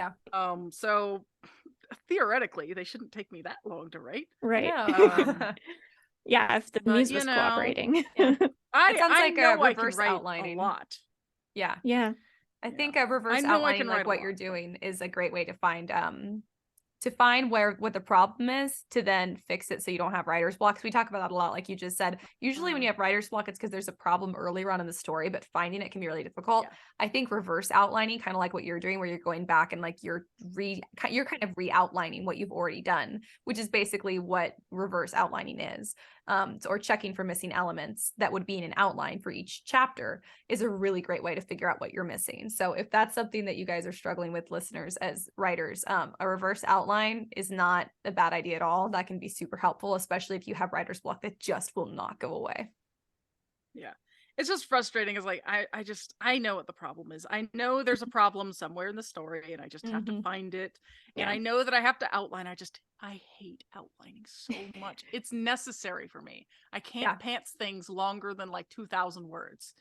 I know this about myself. I know I have to do the outline. I have like the whole episode list fairly well outlined, but I need to go back into the individual episodes and just outline the heck out of them. And yank the idea out of my brain. Because that's what outlining is basically for me. Like, the actual writing process is really kind of simple, because the outlining process is where I actually get the ideas onto paper, and then I'm just following the outline. And sometimes my ideas change as I go along, and that's fine. But like, it's just the outline. Like it's right. the hard work of actually creating the story. I've already done it. Yeah, right, and exactly. I just haven't done it in this, and I know I haven't done it, and I know that's what my problem is. Yeah. So when you write a book and you make changes to it, or you want to go back and we're doing a reverse outline and find where the problem is, you can go back and rewrite stuff before it's been published. Do you release as you go? I mean, I know you do for the RPG, but for this one, are you going to release as you go? Because I know that makes it harder to go back and maybe fix things. No, you're going to do everything. I'm going to record the entire season at once and then release it in order over a couple weeks. I think that's a good idea. That because sounds easier. I do not want to, because I knew I would have trouble with this. Like when I was going into it, this is the first time I've done an audio drama. Like it's a weird process. Once I get all of the audio and whatever, it'll be pretty easy to put it together. Like I'm used to editing hour-long episodes, Yeah. with finding music and whatever. But like in this case, I just, oh God, I forgot what I was going to say. That's okay. Can you repeat the Happens question all the time. quick? Yeah.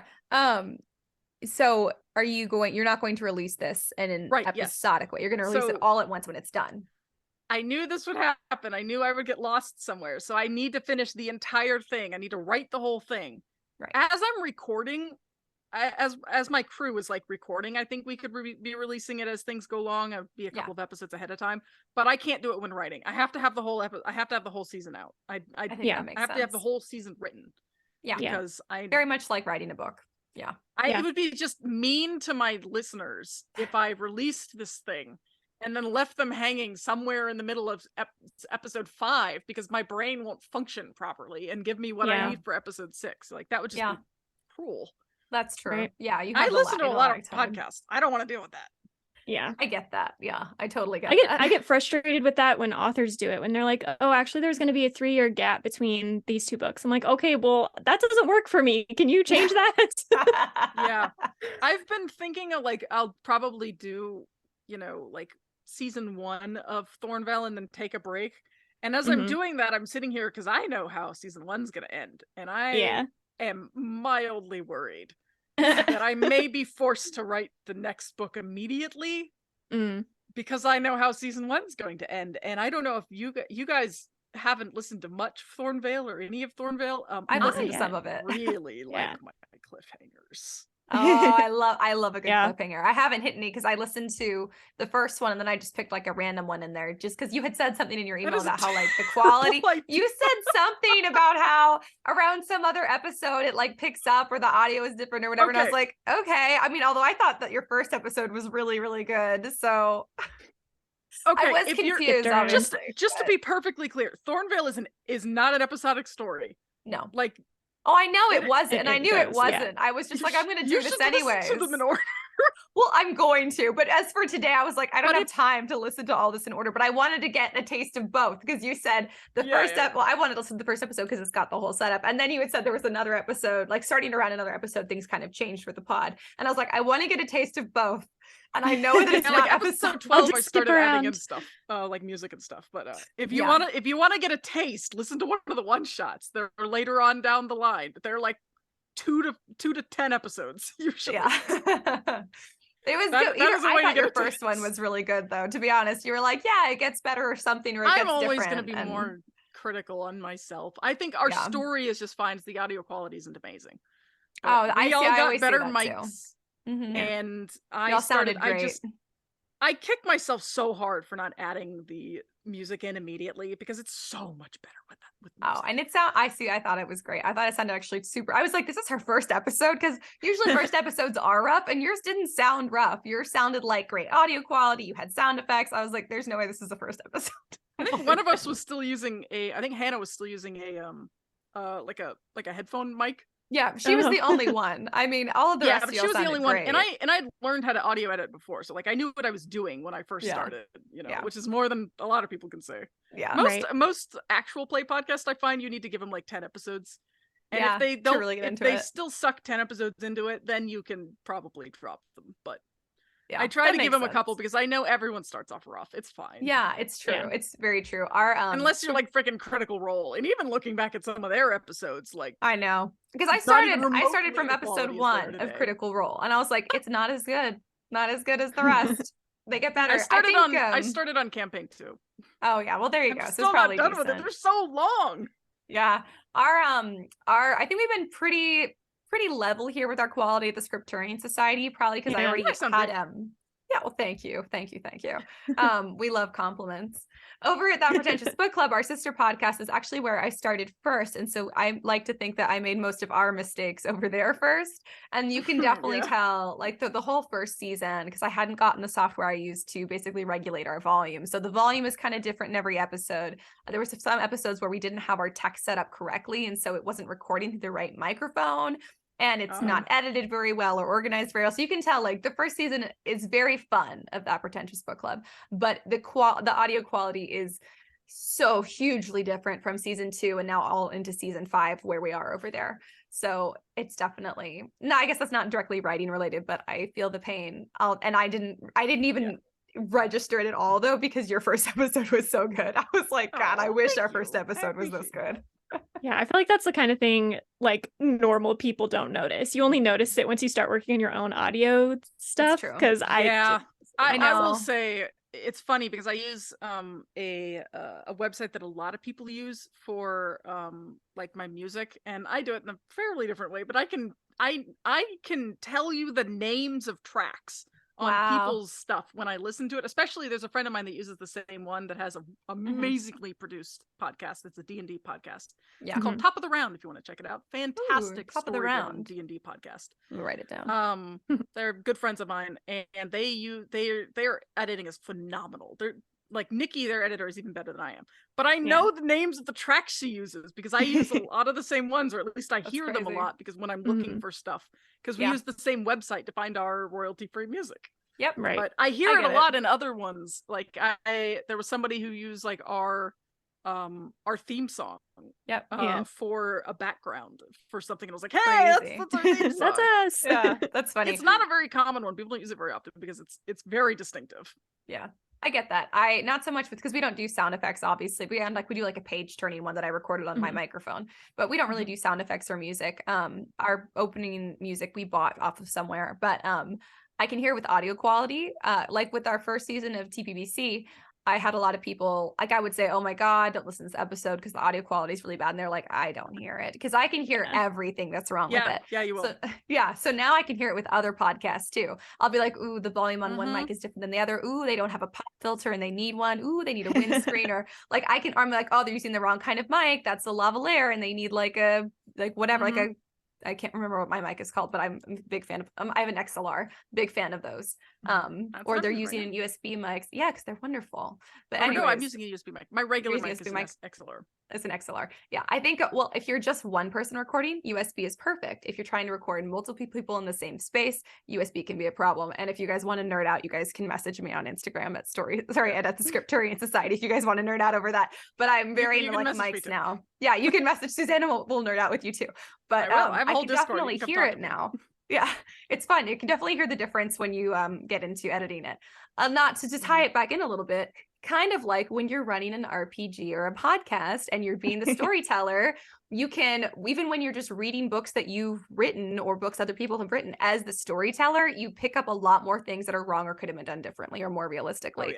So that's why even if you don't, okay, maybe you're very against RPG, whatever, or you're just like, this is not my thing, playing like a campaign, even in your head or on paper, where you're playing for yourself and other characters, could still be something useful for you. It's just a completely different format of storytelling. And I do think that as storytellers, we should get experience in as many mediums as possible, even if we don't like that medium. So try and turn one of your books into a screenplay, or try to write a short screenplay. Write short stories even if you hate them. I do. Write novellas even if novellas are usually shorter than what you usually write. Try and write something longer if you don't usually write longer things. Try and be in a podcast or write something for a podcast or write an audio drama. Try and explore every medium of storytelling that you can, because you never know where you're going to learn something from specifically. I was super into theater and acting, which is a really big way of storytelling. So any kind of storytelling, you never know what's going to really click with you in your brain and show you this whole other side of what you're doing.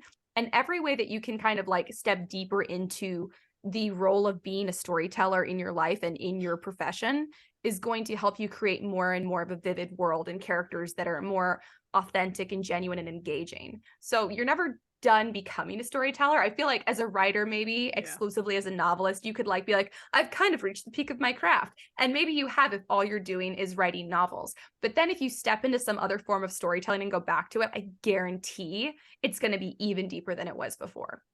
Yeah. Well, it's even true that the comparison itself is going to be worth it, because I feel like different mediums, the story structure acts a little bit differently. Like episodic is different than like, you know, just like I don't know what the opposite of episodic is. I know what it is, but I don't know the word for it.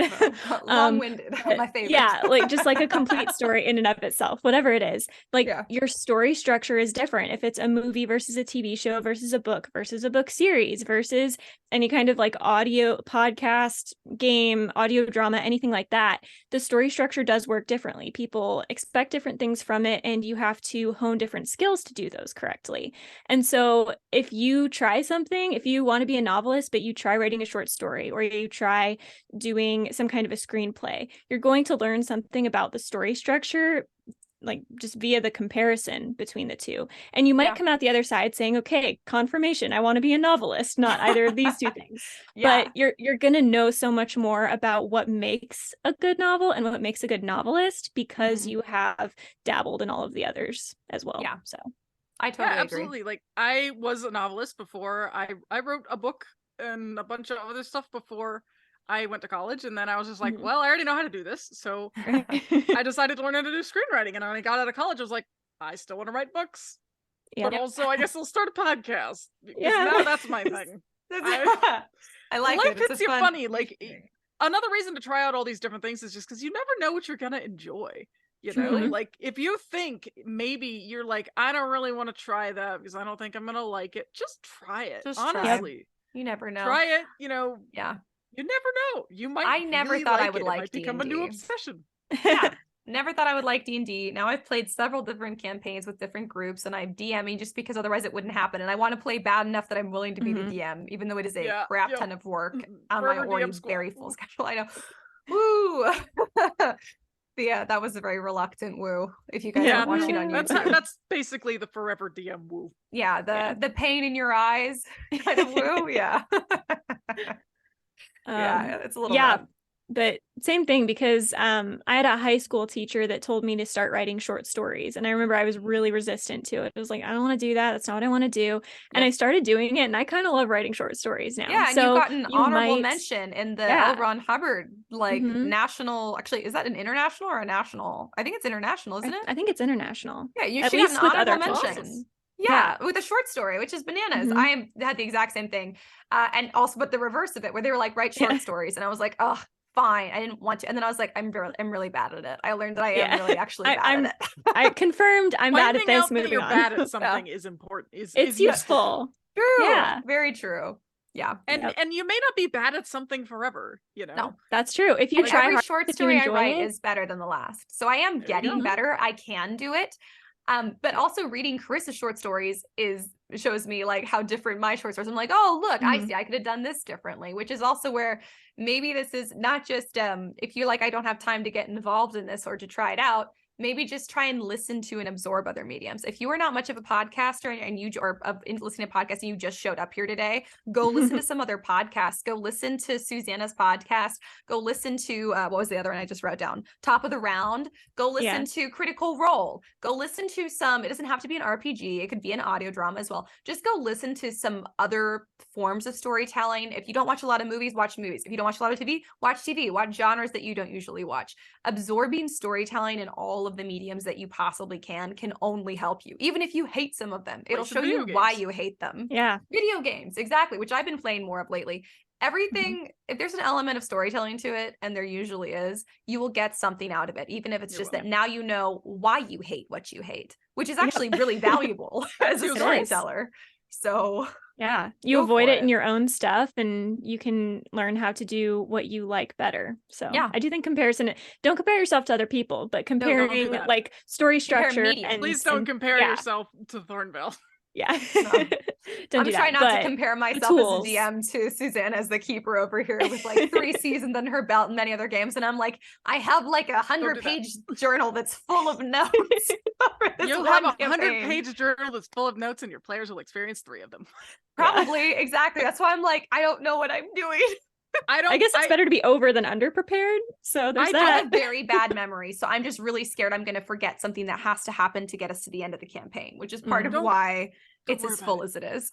It'll be fine. I don't write anything down anymore. The only thing I write down is the monsters. That is all I write down anymore because I have enough of it going on in my head. What if we don't get to the end of the campaign? Because I can't remember anything. Because they're gonna fight the end monster, whether they like it or not. Either they can learn the stuff that they want to learn, that they need to learn to fight the monster, or they won't. In either way, it'll be an interesting story. That's true. But I have had 2 seasons if they don't. 70+ episodes now where I know that I can get the characters to that point. So one of those things is like, it really does come with experience, you know? Yeah. And see, this is me. I'm gonna have to take a page from Susannah's book and just like be a lot more flexible as a story. And I thought that I am a flexible storyteller, but I'm gonna have to be even more flexible. I think on the spectrum, Chris is probably a lot less flexible of a storyteller. I'm super inflexible. Yeah. I'm probably somewhere in the middle, but still probably leaning more inflexible as far as like game masters go. And then Susannah's like a pro at it, so she's like, nah, you can't. I started out having so many more plans too. Okay, like my Dungeon World game, I dropped them into a sandbox and said, "Have fun." I already have this world designed. And then in Thornvale, obviously, like it was in the same universe as Deep Hollow, but like I wanted to give them as much creativity as possible. But in my first season, I was like, I have this plan. I will do this plan. And then my characters kept doing things like, either I can do my plan and they will be miserable, or I can let them figure out how to get to the thing that they need to learn, and either they learn it or they don't. Yep. Yeah. And either way, it's going to be an interesting story. Yeah, that's true. That's very, very true. Yeah. Yeah. Well, and that's, sorry. I was just going to say, and that's also kind of a lesson you can take into novel writing or any other kind of writing, that if your characters do deviate, sometimes it's a good idea to let them and see where the story goes just off the, oh my gosh, the phrase isn't coming to me, not off the bat, off the cuff. Thank you. There you go.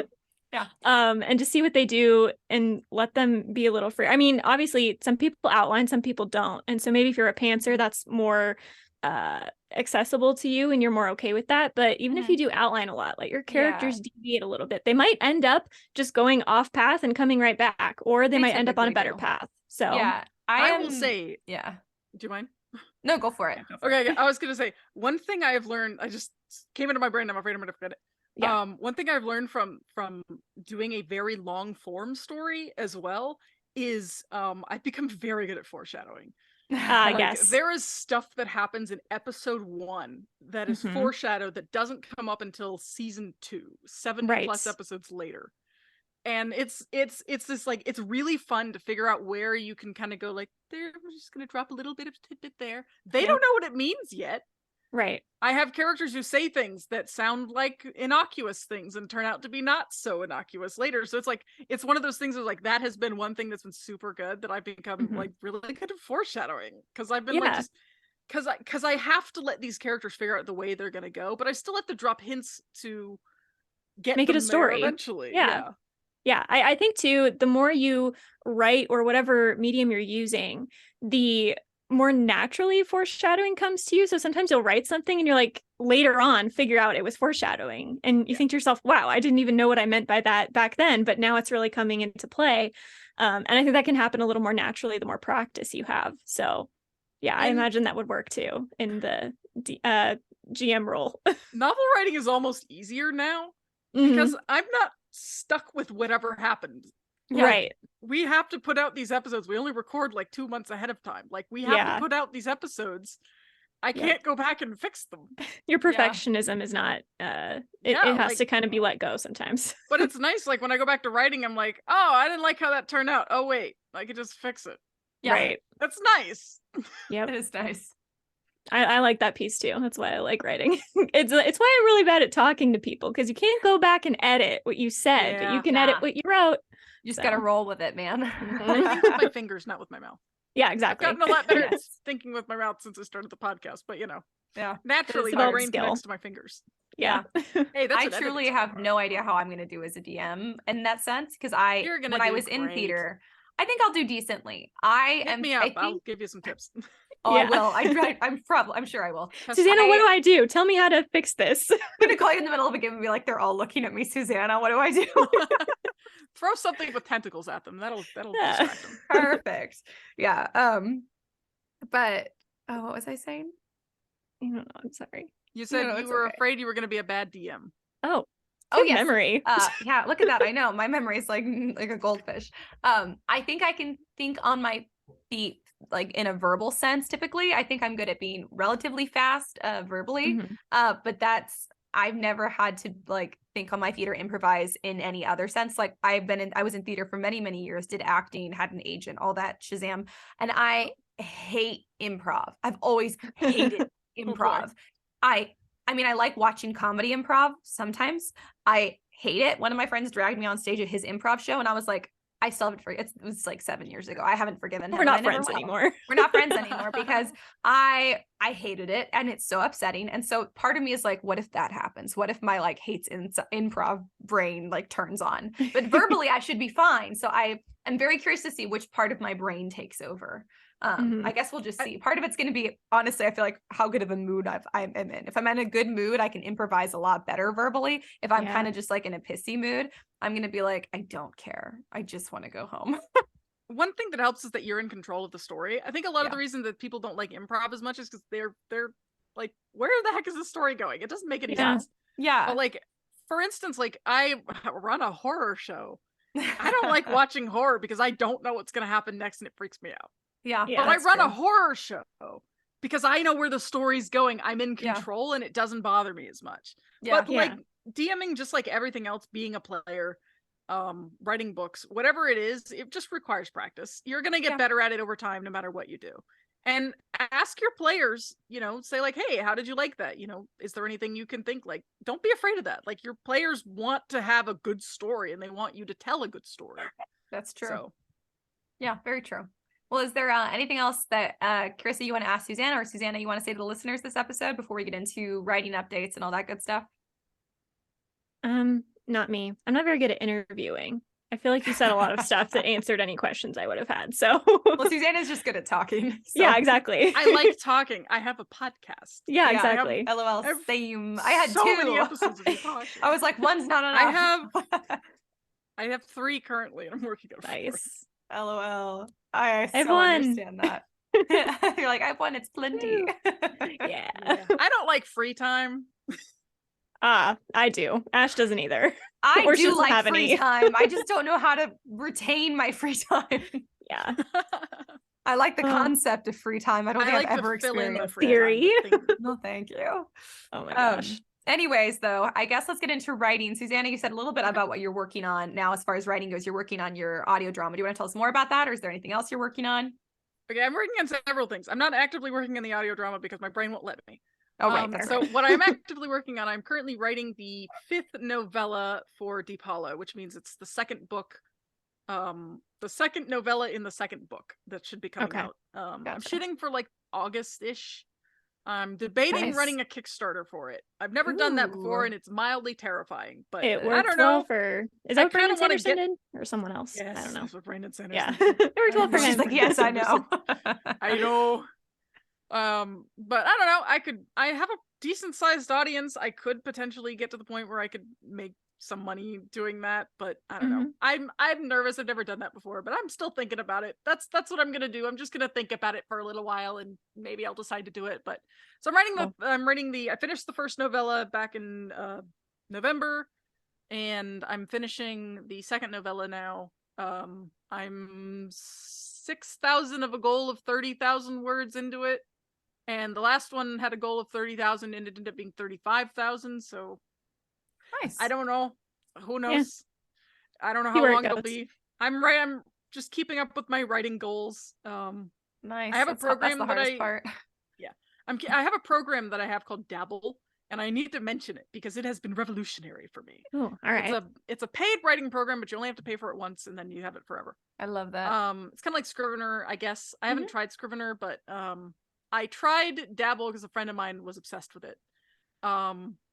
And it is a writing program. It also has on the left-hand and it has all of your like world building notes and whatever on like in a nice little thing, and it has all your character sheets, and I just love it. Nice. My favorite thing about it though is on the left side it has a little thing at the top that you can set goals for.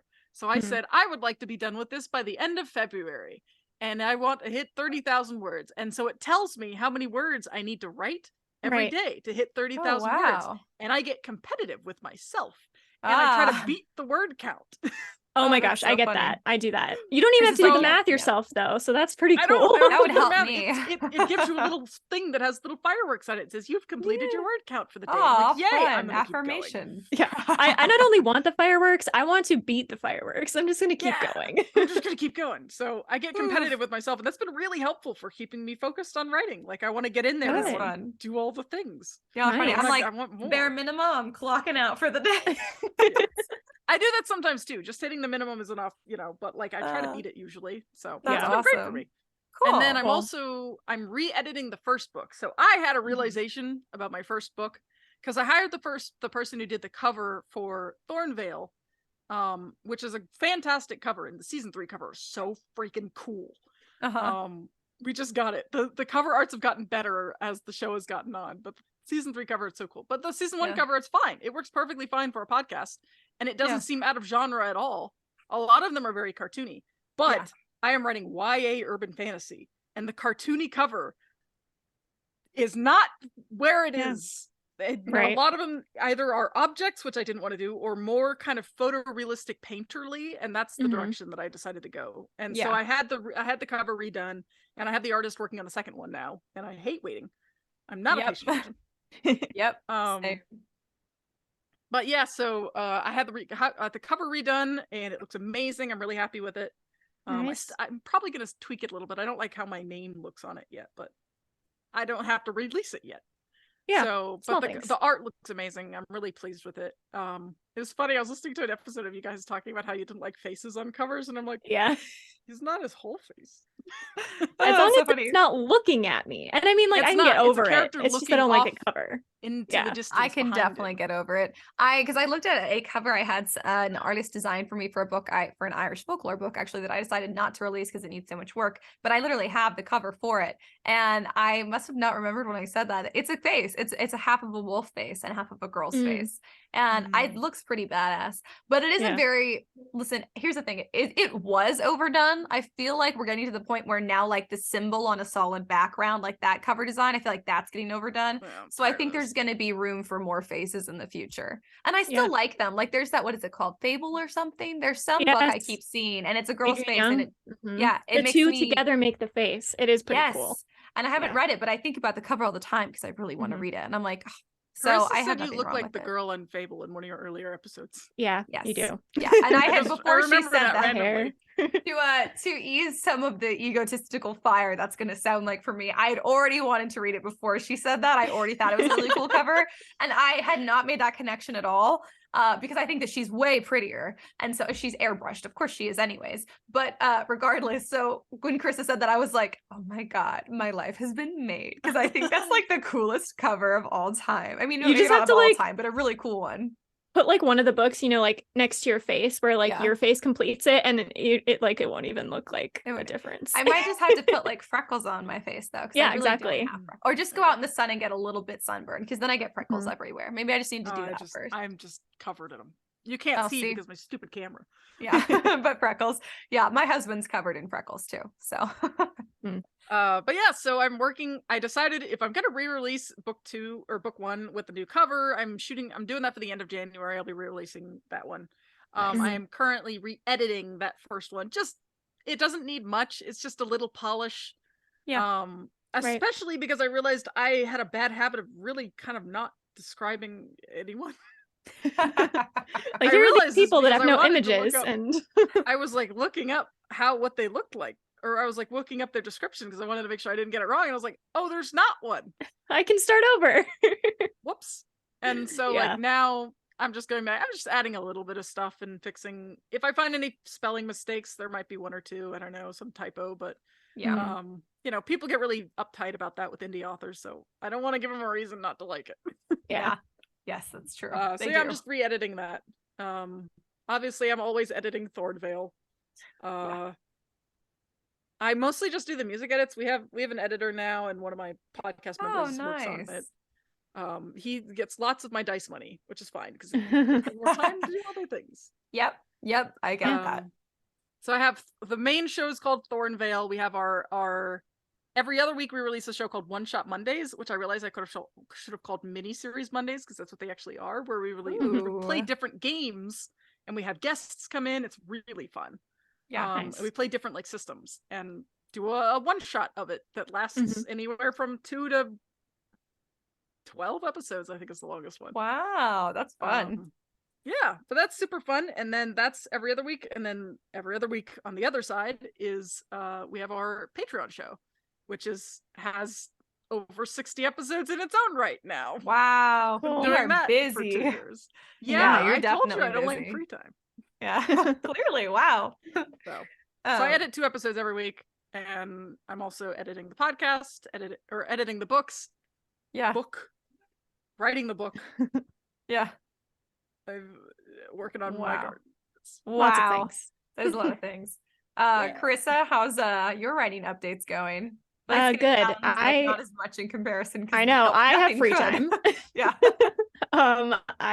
Like I said, I've been watching a lot of TV because I have Netflix for 1 month. So I've been doing a ton, but I don't know. TV is weird for me because I can never fully pay attention to TV. So I like to have like a notebook and just write stuff out and brainstorm while I'm watching things. Yeah, I get that. So I'm thinking about these 2 different books that I want to write. And I think I'm going to start one soon. So I don't know that I'm going to get to 4 books a year like I did last year, but I'm shooting for 2. Yeah, Y'all are amazing. I'm shooting for 1. I'm going to pick one of them.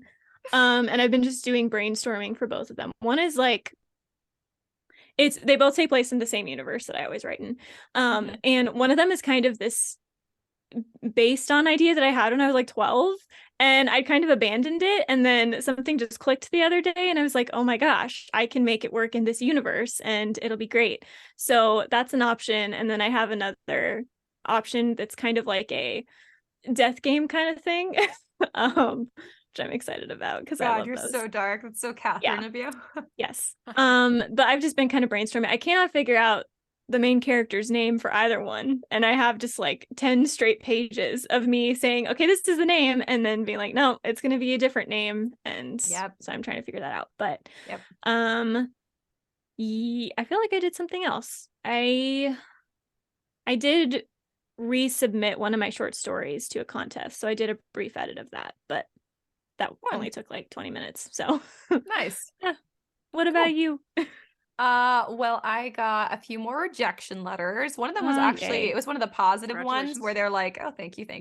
I got one of the more positive rejections where like, I like several elements of your pitch or whatever. And I was like, oh, cool. And so I was like, nice, that's encouraging. So I sent some more queries. I refinessed my query letter because it's just constantly evolving, and it's gonna keep evolving until the book gets published because that's just what query letters do. So I sent a couple query letters today. I'm probably going to send a couple more after this. I still haven't gotten to work much on my book because, as I predicted, not initially, but secondarily, my week of break where my company closes or whatever between Christmas and New Year's was chocked full of things that had to be done and people to see. So I did not get to write really, which is unfortunate. I didn't holidays at all. No, it's really hard to write over the holidays. People are like, oh, you'll have time off, you can write. And I'm like, no, there's no time to do anything. I wish. I did think about it a lot though, which, as we've said before, thinking actively about your story and planning still counts as doing the writing work. And I have put in, approximately 30 hours of work to this D&D campaign, which is set in the universe of 2 of my books.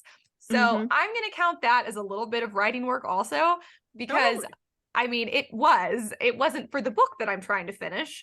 And that's in a completely different universe. But regardless, it definitely, I have a world map now that's completely fleshed out for those books. And one of those books is not finished yet. It's barely started. So that's actually super helpful. And I actually think this whole D&D campaign that we're going to start this Sunday, I think will also give me some ideas about stuff that I can do with my novels in that universe. So it feels like I'm making progress, even though I didn't make the progress I wanted to make, but it's still several steps forward, considering that I went through such a dry spell of not having any time to do any kind of storytelling, and it was crushing and horrible. So much better now. I get itchy if I don't write for a while, and I hadn't written for a while, and I was feeling bad. I started writing again. I was like, oh, that's what was wrong. Yeah. Deep sigh of relief. It's true. I'll just say I definitely spend the most time in therapy when I have not been able to tell stories in some realm or another for a while. Time in therapy. Podcast has been super helpful there. This truly has been. Here's the thing. Storytelling and writing and podcasting, it's honestly such a good outlet for processing emotions, feelings, thoughts, which is largely what therapy teaches you to do in a healthier way, because usually it's because you have bad coping mechanisms. Like those things are so helpful that it can at least ease the pressure and the need for a therapist. So it is nice. Not to say that none of us, that storytellers don't need therapy, because a lot of us definitely do, but actively working on your craft in some realm or another, even if it's like, you know, working on an RPG game and you're like, but I'm not writing my book, which has been me. It's still so close in the storytelling realm that it's kind of being that outlet for me. And so I'm feeling a lot better and a lot more clear-headed and a lot more just organized in my inner being, and a lot less anxious. So it's still something. It's still good. It's not a replacement for therapy, but God, it certainly helps. Nice. Yeah. So a good D&D cave could be a kind of therapy. Yeah, there you go. It really can be. Killing off characters is a great catharsis. Just putting that out there too. Is it, Catherine? Is it? I'm not very good at killing people. I won't. It's because you don't try. For season 2 reasons. Y'all people killers, y'all character wink, killers. Wink. Well, Ash, sometimes people just have to go, okay? Sometimes I know. they just gotta go. I'm just not good at it. I just never know when it's time to let go. Or I have to do very like sweet of you. A wimpy off-stage death. I can't do on-screen deaths. I gotta kill them off-stage. In a way worse way. I could give them like a brutal sudden death that would actually be way more merciful for them, but I prefer to drag it out and have it happen off-screen instead. So they die of disease over like 24 hours of active suffering. Yeah, or like an amputation and subsequent infection that kills them slowly. You know, that's the kind of thing I do. So really, you guys are nicer because you guys are kinder, but maybe not nicer. I'd rather just murder someone with a monster, thanks. Yeah, y'all are kinder, but not nicer. I'm nicer, but a lot more, I think, brutal actually in the way that I kill my characters. So yeah. But anyways, that's my writing update. Is there anything else that anyone wants to say to the listeners? Not me. I can tell you where to find me if you want. Yes, that would be great. I was going to ask for that next. Okay. So my name is Susannah Ailene Lewis. I'm sure it'll be listed somewhere so you can tell how to spell it. Will be. It's got some weird spellings. My book is going to be called Deep Hollow. It is currently called Deep Hollow Novellas 1 through 3, which is a terrible name. I'm just going to call it Deep Hollow for the first one. It's another reason I need to re-release it. But it's just going to be called Deep Hollow. You can look for it at the end of January. You can technically buy the current version, but the covers won't match, so I don't recommend it. You like just wait a few weeks. Yeah. You can find Thornvale basically wherever podcasts are. It's THORNVALE. Probably. Yep, sounds right. Yeah. Yes, that's correct. So yeah, and I'm on Twitter sometimes, don't like it. Occasionally I'm on Instagram, and we actually have we just launched a couple of months ago, we launched our Discord that is called The Actual Place, because it is a community for actual play podcasters. It's spelled PLAYCE. That's adorable. I love that. The Actual Place. That's fun. Cool. And what's your Patreon? It is just patreon.com/Thornvale. /Thornvale. Gotcha. I also make dice. The company is called Dragon Knight Dice. Dragon Knight Dice. I may as well just stick with the theme. Yeah, I love that. That's amazing. Dragon Knight. I'll send you the links for that if you want to put Please do. I'm like writing it down, but I'll lose this paper anyways, so that would be fantastic. I'm very excited. It's Knights with a K, by the way. Oh, gotcha. Yeah. I thought so. So I'm glad I got that correct. It's Dragon Knights. Yeah, because your story. Exactly. Yeah. I just figured I may as well just steal from myself when I made the name. Yeah. Go for it. Exactly. Yeah, it's a good plan. It rolls off the tongue. Yeah, don't reinvent the wheel. Come on. Exactly. Well, if you guys enjoyed this podcast, the Scripturient Society, you guys can find us wherever you listen to podcasts. Also, obviously, you're here, so you found us somehow. You guys can leave a review below if you enjoyed this episode. We would love that. If you guys want some bonus content, also from our sister podcast, you can get that at our Story Siren Studio Patreon. That is our production company, so there's like bonus merch there. There's all kinds of exclusive content there for both the pods. You'll find it is mostly TPBC right now, but you guys can also comment on there for free. It's kind of a writing group. You don't have to join to partake in that. You can just put your comments in. You can also email us at contact@storysirenstudio.com, or you can message us on social media and we will reply to you there, whether it's writing, reading, whatever you guys want to talk about. What was that nerdy thing I was talking about? Audio quality. I'm there. I'll hear you. You guys can follow us on TikTok and Instagram. Those are our main social media outlets. Carissa is completely to thank for those. She's completely in charge of them. We have so much better at TikTok than me. Carissa is the queen of TikTok. I mean, how many videos do we have now? Do you know? Do you keep track? I keep 750 original ones. I've reposted a couple when I'm lazy. I'm Susannah the writer on TikTok. Yeah. That's right. There you go. We're Susanna friends. The writer on TikTok. We're friends together. That's how we started talking to each other. Yeah. Oh, really? On TikTok? That's adorable. Cute. We are how much I like the show. Oh, I love it. That's so sweet. Y'all are so cute. The Scripturient Society on TikTok is full of very fun videos if you guys are a writer. I'm Ash O'Rourke Books on TikTok, you guys, but I have 10 probably videos. I don't have many at all, but I'm there too. But anyways, if you guys want to check that out, please do. I think that's everything that we've got for you guys. So until next week, keep writing. And we'll see you on the next page.